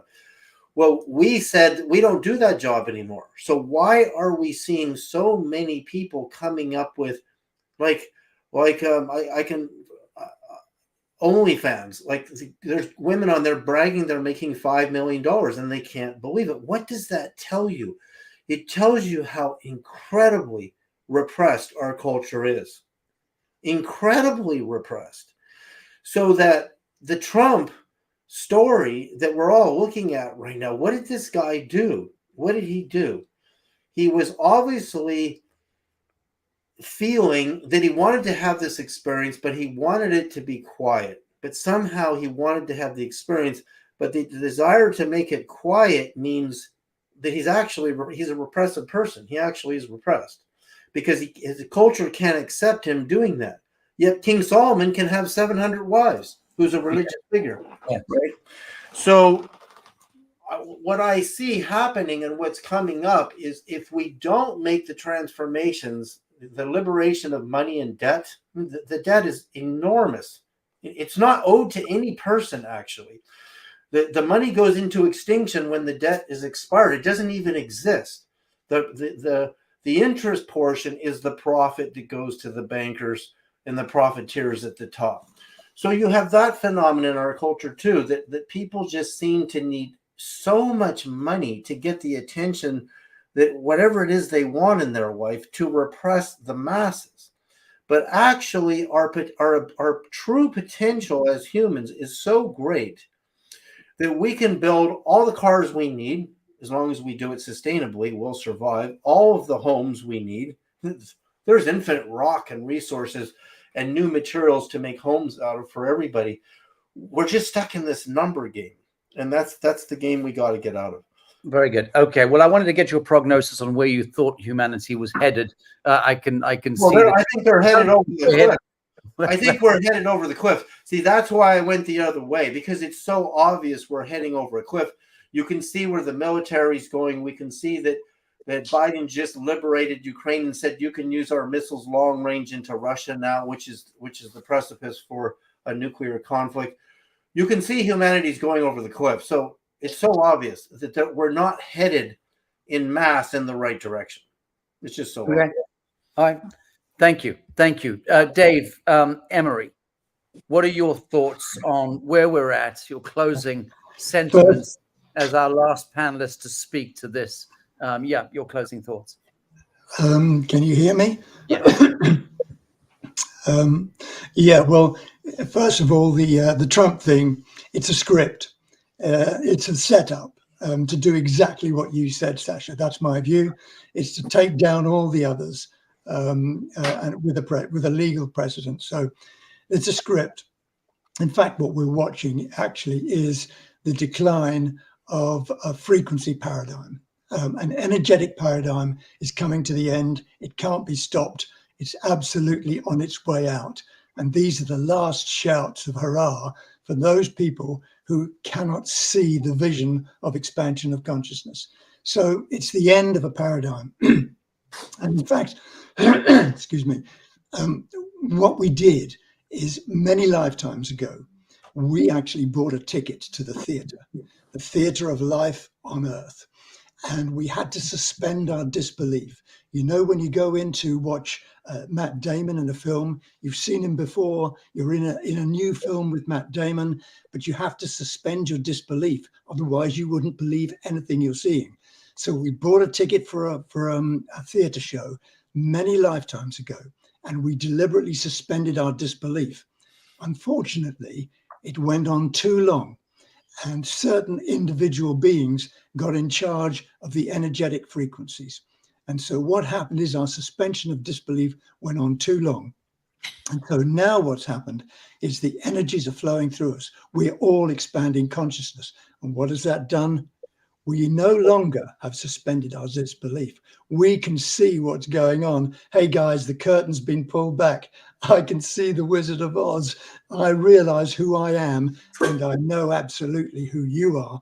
And we're not going that direction anymore. So what we've got today is the dispensation of an old paradigm. The energetic frequency is falling apart, and the new frequencies, which you've all been talking about here so brilliantly, are now taking over. So I'm with Alex and many others that we are on our way up into a new paradigm of energetic frequency, and it can't be stopped.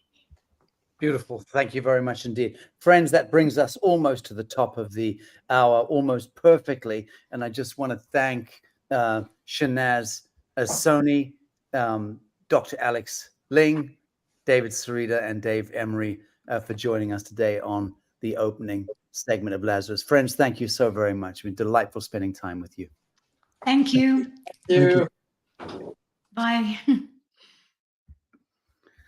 Very good, friends. Okie dokie. Sorry, Alex. Bye-bye. I'll speak to you very shortly. Bye now. Bye now. Christy, thank you for that. Beautiful. So, friends, I want to, just closing this segment before we take it to members, I want to just play, as Dave Sarita was speaking about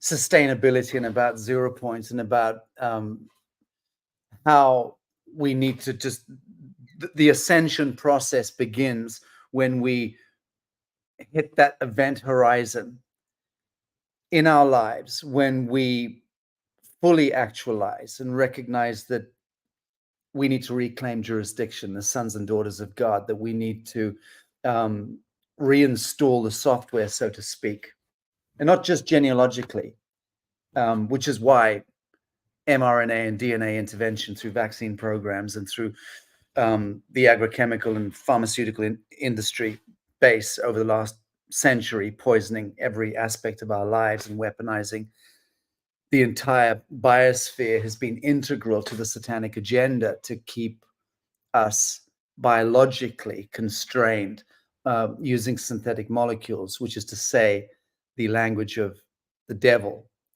if you understand the mathematics and the frequency wars taking place inside the human body and in the built environment and in the biosphere itself. So we are about to reach that nexus point, that flash point of actualization. What does it look like on the other side?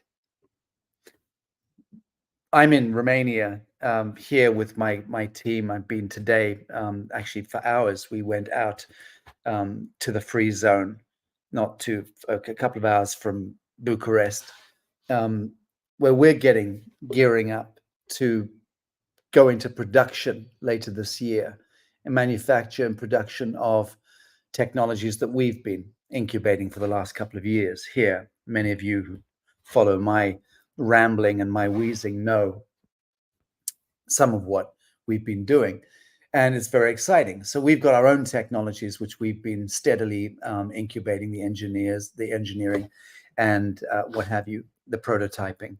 And we know that we are at the point where we can essentially design, build a grid on 0 point, which leaves no cost for transportation, no costs for refrigeration, no costs for heating, for lighting, and so on and so forth, which means agriculture becomes free. Greenhousing becomes free, which means we can grow the most exotic foodstuffs. We don't need to import anything from anywhere around the world, which means that this idea that abundance and prosperity in the modern context is the fact that we've got these exotic things from all around the world that we import in to our supermarkets and into our high street, all of which is a bullshit exercise in racketeering and profiteering through trade links. And yes, it's nice to have, Madagascan apricots and whatever, noni fruit from Indonesia and what have you. But when you have greenhousing capability and on free energy and no energy or utility costs, you're talking about us being able to essentially have the most exotic lifestyles and be able to grow everything plentifully and in abundance at little to no cost. We're talking about zeroing out utility, which means severing the umbilical cord to the kingdom of the devil, because that's what it's all about. The fact that you're watching this broadcast either from a gated villa, if you're lucky, or some risible tenement block in some shitty kill grid city. God bless you, whoever you are. But the fact is that each of us are being systemically poisoned, harvested, wherever we are. And we're each of us having to move against conscience most of the time in order to do jobs, in order to pay the bills. And the bills are always energy. It's always energy. It's down to transportation, heating, lighting, cooking, and so on and so forth. Logistics, the logistics of modern living. It's all about energy and how we have to pay the bills in order to survive. So survivalism, fight and flight, becomes, again, the cornerstone of our pretty shitty existence, which means that we become the parasite and we feast off one another, whether we're clambering our way up the corporate ladder, or just needing to snatch and grab what we can in life in order to feed our babies and to keep ourselves alive.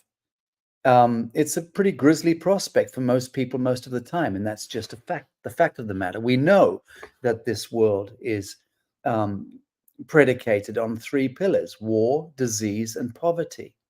That's a fact.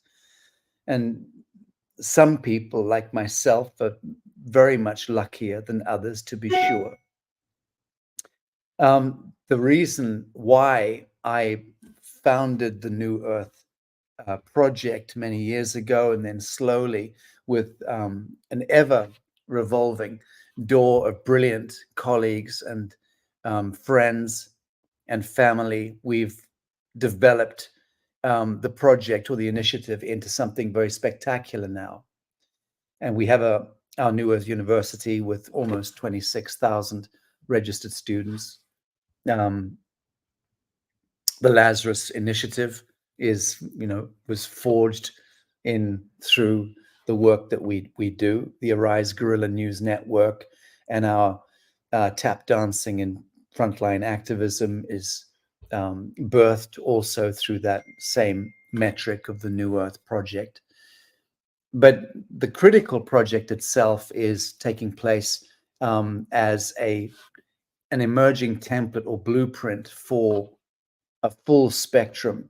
I don't like the word sustainability. I actually despise the word.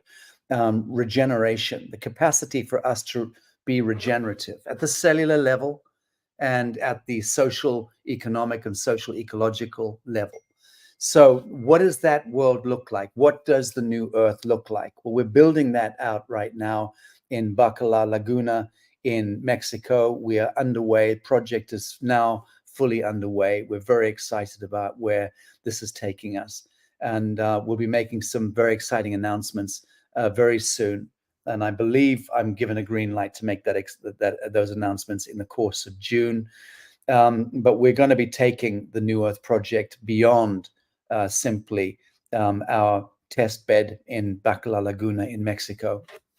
So the short clip I want to play for you, and Christy, you might from the green room give me a thumbs up or down depending on whether or not you're able to watch this video play. I just want to give some of you, the audience, a chance to look in on the scope of the project that we've begun in Mexico. Anyone interested, please reach out to us.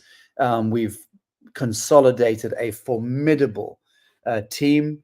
And as I said, we're about to make some very exciting announcements in the next couple of weeks connected to how this project is going to be springboarding elsewhere in the world.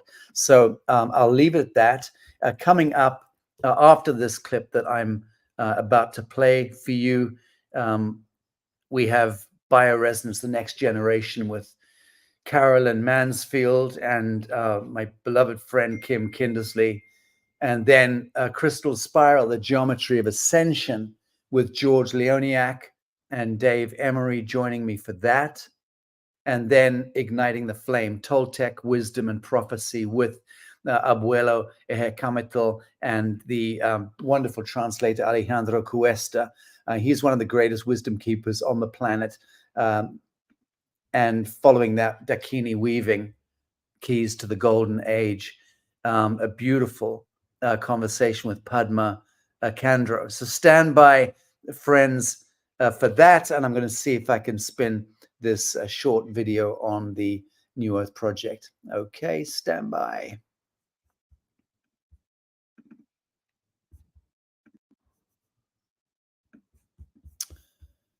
I think that should be okay. Christy, how do I spin the I think I started here. There we go.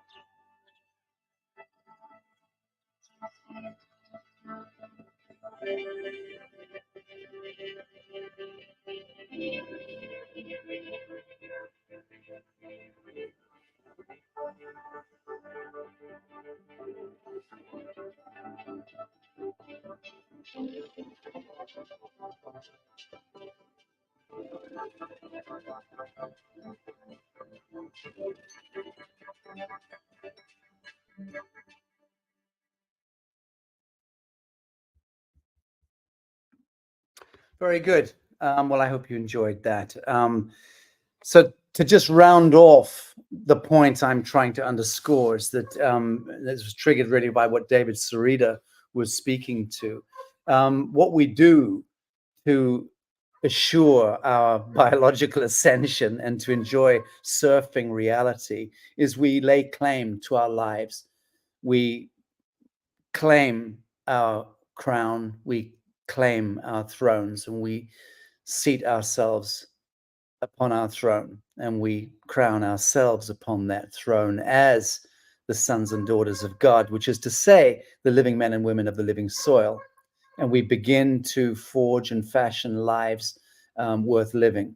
So you step out of the willful servitude and enslavement that we've all been mind fucked and cult programmed into by taking the knee to Caesar and rendering coin to Caesar and filling out Caesar's fucking forms with block black capital letters at every turn and rendering our signature unto Caesar so that Caesar and his Babylonian priest bankers can monetize and securitize us at every turn, as David said, with mortgages and bank loans and credit cards and debt.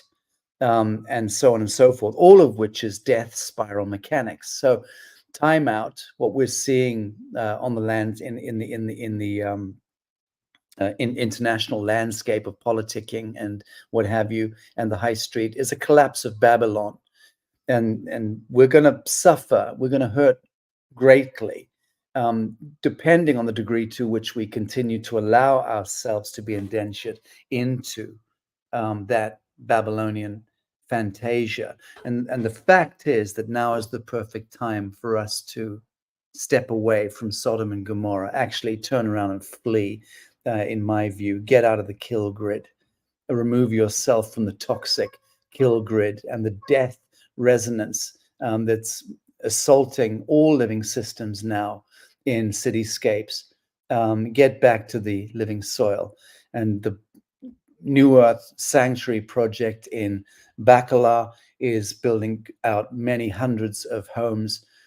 We anticipate up to 750, possibly more, in this blueprint project, which will be replicating elsewhere. As I said, the Mayan Riviera era for now is one of the fastest appreciating places in the world, which 2 years ago, when I launched the countdown to the project, I did say that I think I had chosen the best place in the world to build that blueprint. And despite the global financial calamity that's going on elsewhere around the world right now in Mexico, and certainly emphasis on the Mayan Riviera, it is skyrocketing the value. So we did divine and select that land appropriately, and the project is moving ahead. It's a very exciting one, because I believe it's going to be the world's full first spectrum 0-point economy.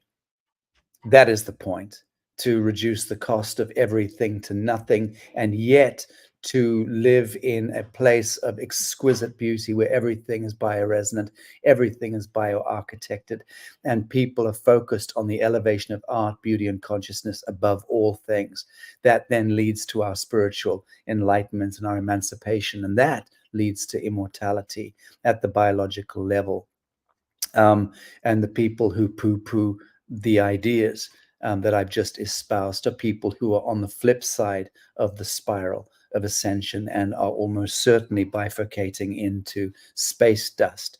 Those folks who can understand and affirm themselves as immortal spirits sufficiently, and who recognize that this indeed is the perfect time that we incarnated our souls into in order to be the custodians and the stewards of biological ascension. So I'm quite unashamed in the language, and I'm going to be leaning even harder into this language of so-called ascension as the days roll on.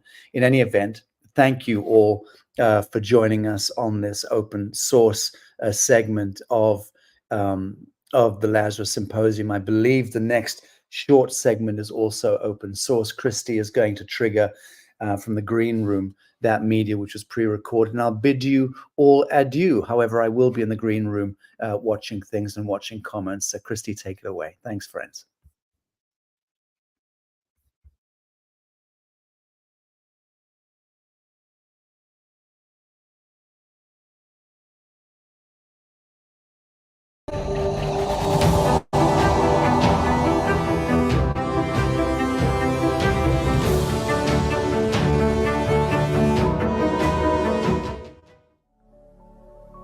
Introducing BioNexus,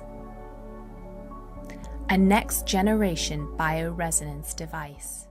Well, friends, the time has come again to explain where we're at in the latest state-of-the-art frequency technology. Those of you who've been watching my wheezing long enough know that a couple of years ago I began speaking out about a small device, which is, to put it mildly, an offshoot of the space program in Russia, and referred to as the Bioresonance device. That's evolved and has become the biophotonic device, which is that one there. It's actually the same shape and size as the Bioresonance. We call it the biophotonic device, not to be confused, friends, with this incredible technology, the sister technology, which is the BioNexus device. They're both yay thick. This is the best-in-class frequency technology in the world that I'm aware of. And those of you who know me know that I've been at this for many, many long years. I'm excited about it, and I'm excited to bring back Kim Kindersley, long-standing compadre of mine, erstwhile award-winning film director, and a man who has as much, if not more, of a passion for frequency healing than I do. He's also a breathworks master, travels around the world, leading retreats on consciousness and healing. And he is really a driving force behind the biophotonic and the BioNexus, and no one better than he to speak to the very abstract science, which is now becoming mainstream science. Kim, good to see you, brother. Lovely to see you. And it's really an extraordinary piece of kit, this. And I'm no scientist, as you know, and we are going to share in a moment. We're going to show the introduction video, and also Caroline Mansfield, our wonderful friend, the naturopath, live blood Well, hang on. Carolyn is a world-renowned and Yes. respected microscopist, to my knowledge. Yeah, that's right. Live blood analysis expert. And she received one of these, I believe, a couple of months ago, and she's made a PowerPoint. And we're going to share that. It's only a short 8-minute piece in a minute. And she's far more qualified than I. But what's really, really exciting is that I've been using this myself only for about 2 months. And there's some aspects of this that are absolutely fascinating.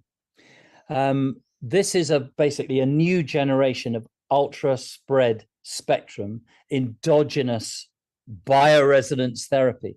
In other words, what it's doing is it's reading all the frequencies in your own body.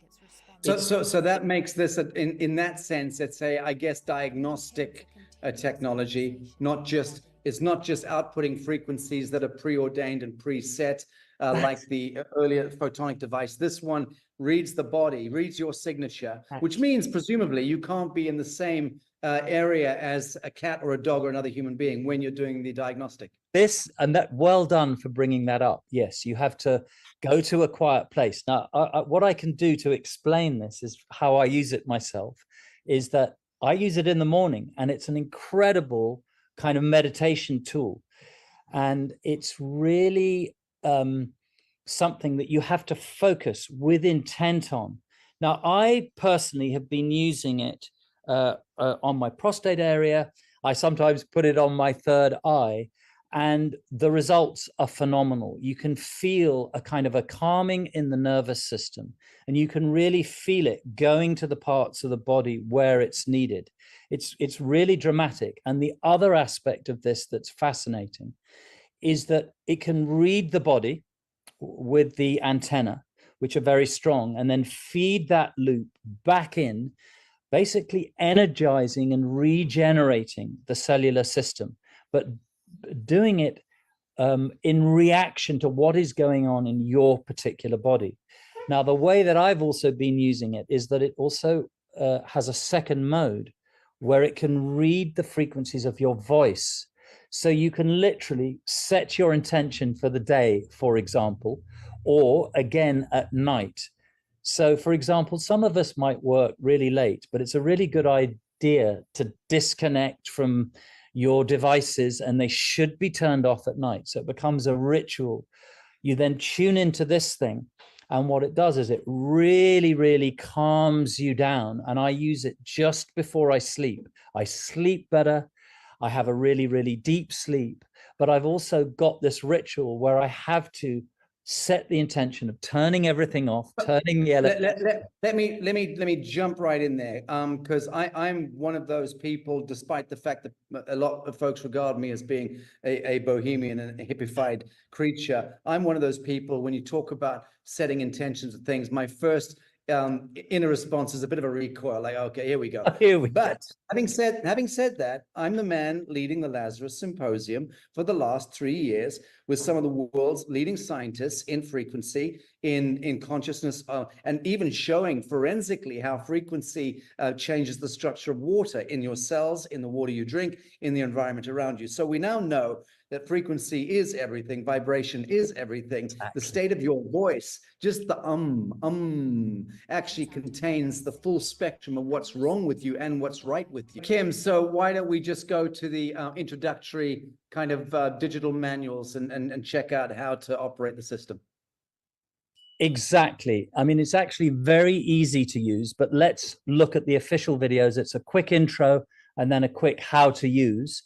And then after that, we'll come back again, and then we'll introduce Caroline, and then we'll go to that video, and then really essentially it completes the process.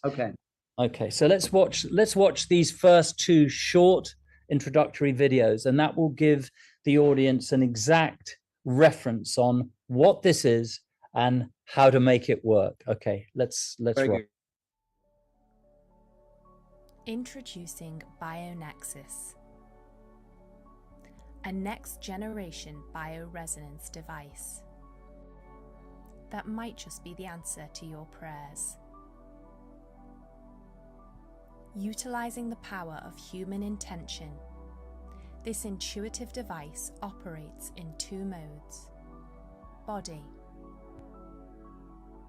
Bionexus sends out a frequency and listens for a reply, analysing and adjusting its response frequency.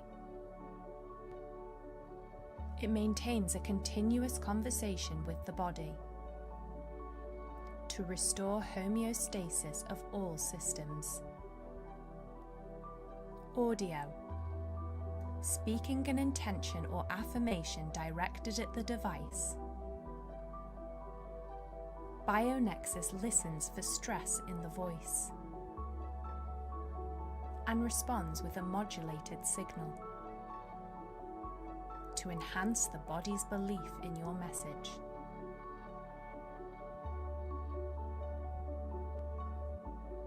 The body reads Bionexus's frequencies as native, coming from within, which can help to regenerate cells, restore organ function, speed up healing, detoxify the body, balance emotions, enhance memory, increase energy, heighten spiritual practice, and restructure water. Let Bionexus help you build a better you.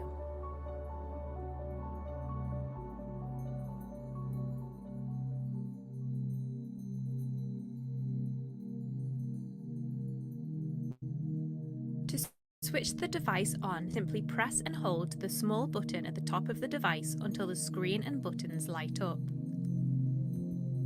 You will immediately be presented with Mode 1, EMF Biofeedback Mode. Pressing the middle button will start the session. To end and exit a session, press the left-hand button. If you press the right-hand button, you will see Mode 2, Audio Mode, appear on the screen. Pressing the middle button will start the session. To end and exit a session, press the left-hand button. If you press the right-hand button again, you will be presented with the sound on-off screen. Pressing the middle button will turn the sound on and off. If you press the right-hand button again, you will be presented with the PC connection screen.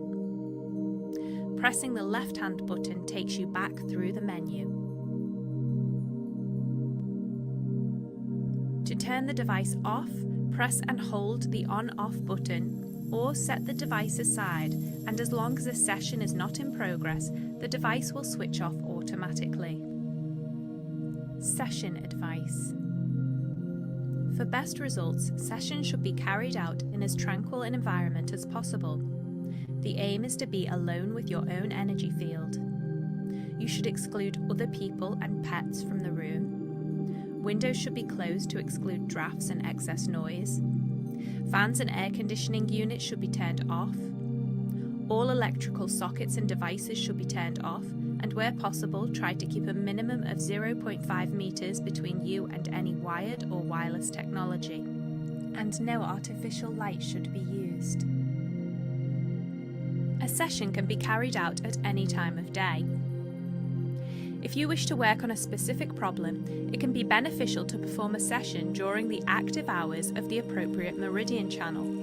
For example, the stomach meridian is active between 7 and 9 a.m., so disorders of the stomach or related emotional states such as anxiety are best targeted at this time. Details of these times can be found on the website and is linked in the description.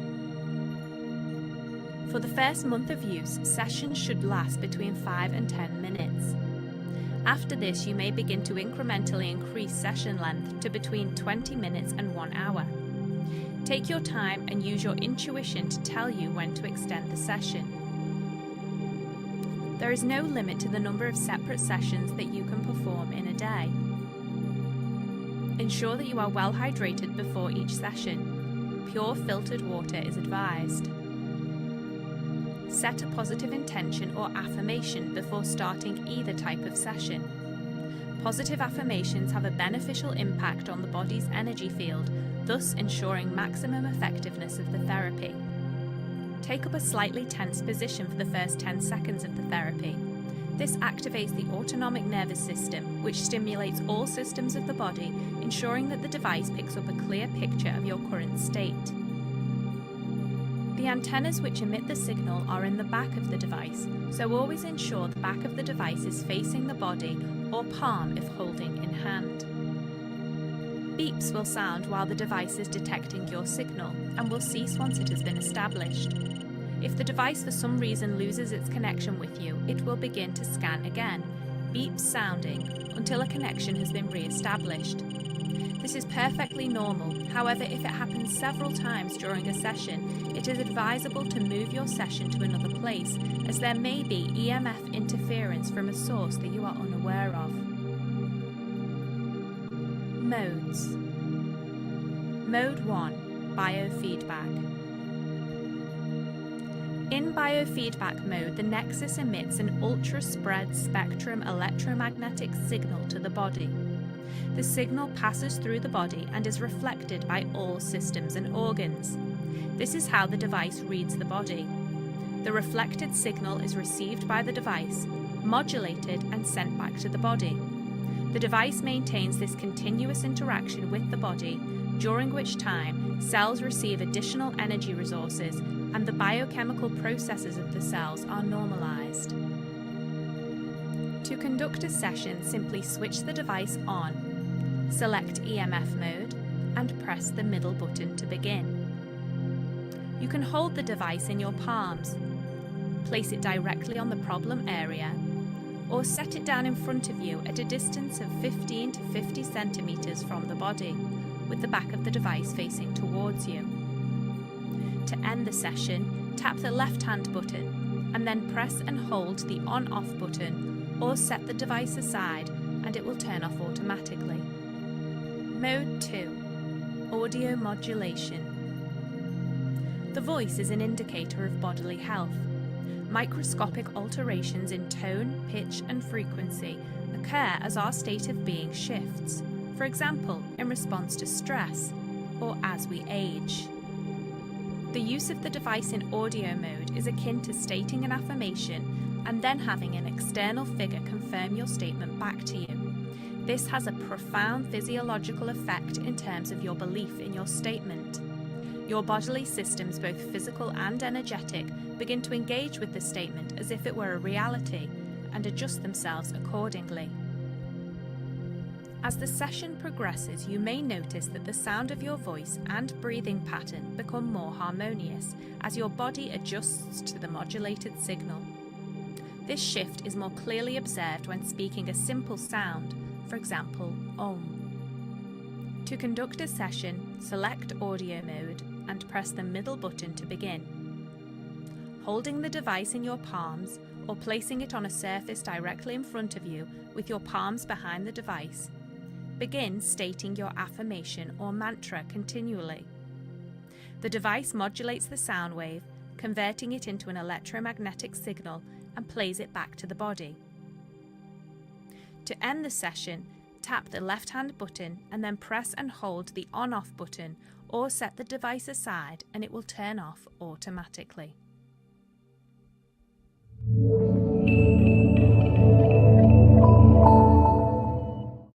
Right. There you go. Pretty self-explanatory. Okay. Do you want to do a wrap up? Yeah. And so as the video showed, just 2 modes. It's essential that when you use this, you're not in someone else's field. So you have to find a space on your own. You've got to make sure that your computer and phone are shut down and that the if you like, the field is clear, and then it can really, really interact and activate with your own biofield. And this is what's so exciting about this. And the feedback that we're getting already is incredible.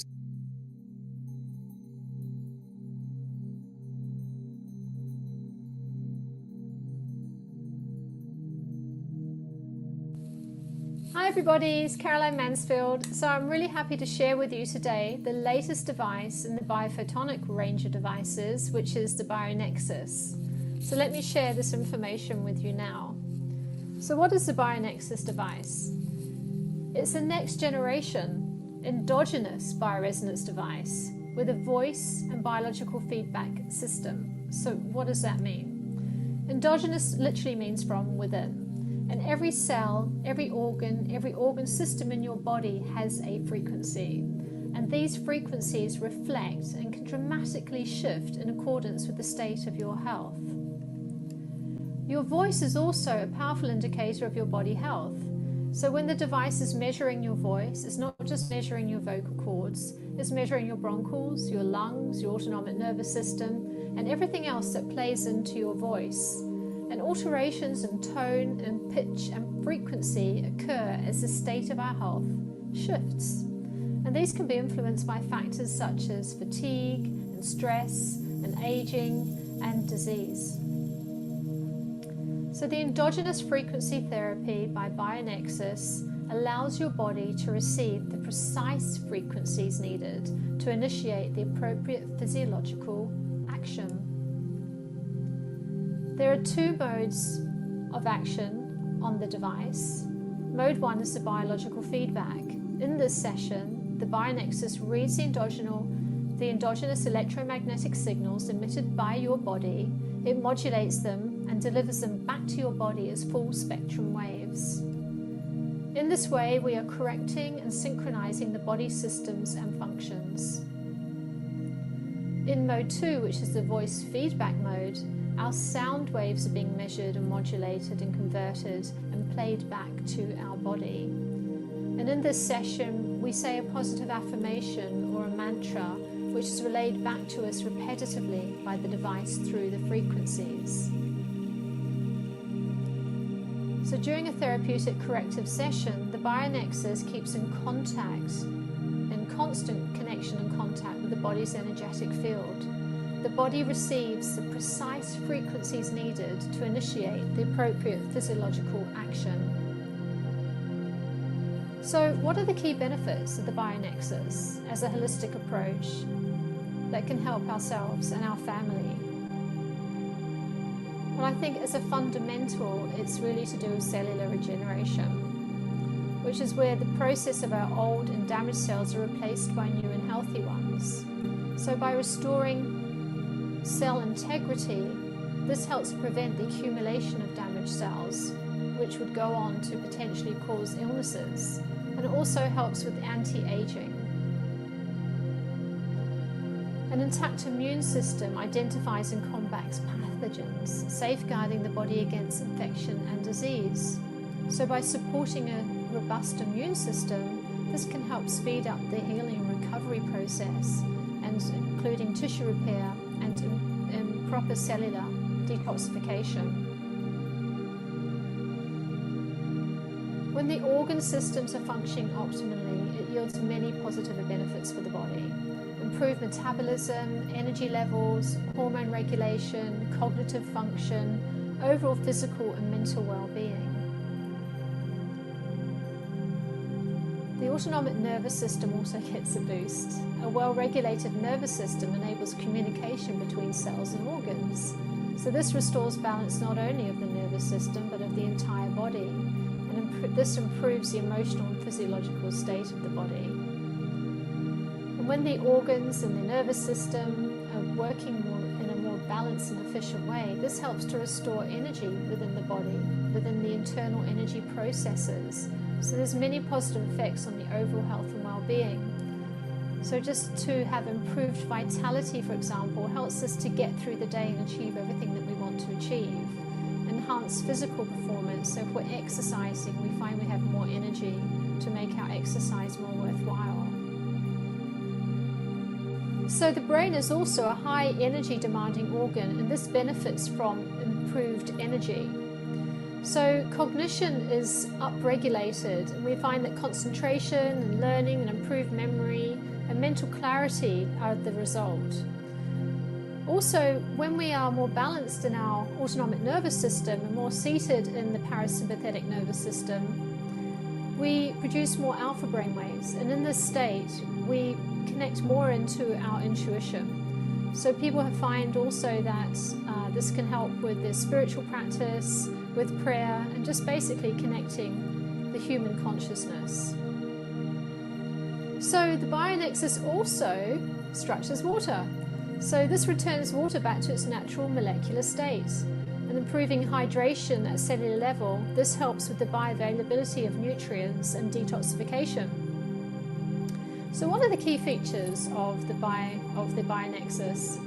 Well, I would say number one is the fact that it does not connect to Wi-Fi or Bluetooth, and I'm going to go on to explain why. It's also very simple to use. It works straight out of the box. There's no preset frequencies. There's no need to pick a program from a therapy list, and there's no updates required. So I've been working with Photonic for a number of years now, and I've done some extensive testings around some other of their devices, which is the EMF protection cards. And we know how amazing these cards are at really protecting our biofield from these EMFs and thus protecting us at cellular level. So I did a test with a test subject where we had a room orientation phase, and I took their blood after this phase, after 1 hour.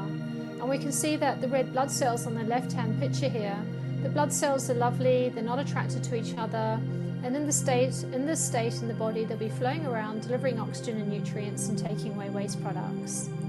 However, I asked the client to go on or just interact with her smartwatch for 20 minutes. And you can see the difference in the blood after 20 minutes.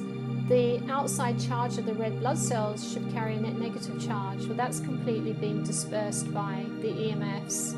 And so now the cells are crashing into each other. We've got red blood cell aggregation or erythrocyte aggregation. So this is why we feel sort of lousy when we're sitting in front of devices all day long. We get brain fog, we get tired, fatigued, we get agitated, because we're affecting the delivery of oxygen to our cells, and we're affecting the detoxification, the removal of lactic acid and carbon dioxide, for example, from tissue. And so we just feel very fatigued. So I asked the client to put the Photonic card in her pocket for 20 minutes and to interact with her smartwatch once again. And you can see that after 20 minutes, her blood returned to normal. In fact, it improved beyond baseline, with the Photonic card in her pocket, protecting her from the EMFs, as these cards smooth out the biofield and help modulate the EMFs so they don't affect us at cellular level. So that's why I'm really happy that the Bionexus does not connect up to a Wi-Fi. So I'm really happy to share with you today this Bionexus device, an ingenious endogenous device where your body receives and resonates with its own perfect frequencies, restoring health and balance easily. So as we were recording this session, we had an internet issue between Mexico and Bali. But what's really, really important to share before we sign off is that we've had powerful confirmation of the efficacy of the Bionexus at the highest level. The Dutch scientific labs have confirmed through testing on live cell that the Bionexus had significant reduction markers on both oxidative stress and inflammation, equivalent to about a 500 mg dose of ibuprofen without any of the harmful side effects. And this is just the beginning. So we hope you've enjoyed this presentation. Really looking forward to speaking to Sasha again and to you all and sharing all the other wonderful breakthrough news that we have. And so we're just saying, be well from Biophotonic UK, and we look forward to seeing you again very soon.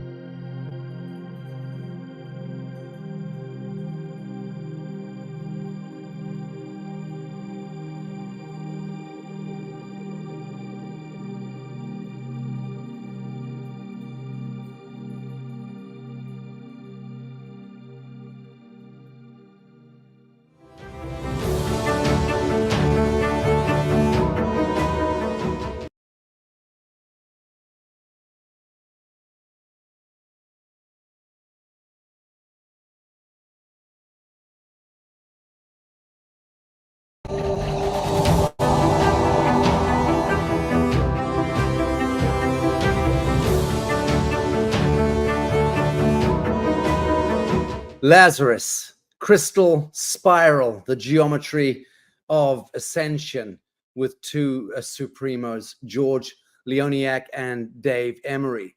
And Lazarus members will remember George Leoniak, founder of nogeometrycourses.com, renowned for his innovative contribution to the study of geometry and consciousness.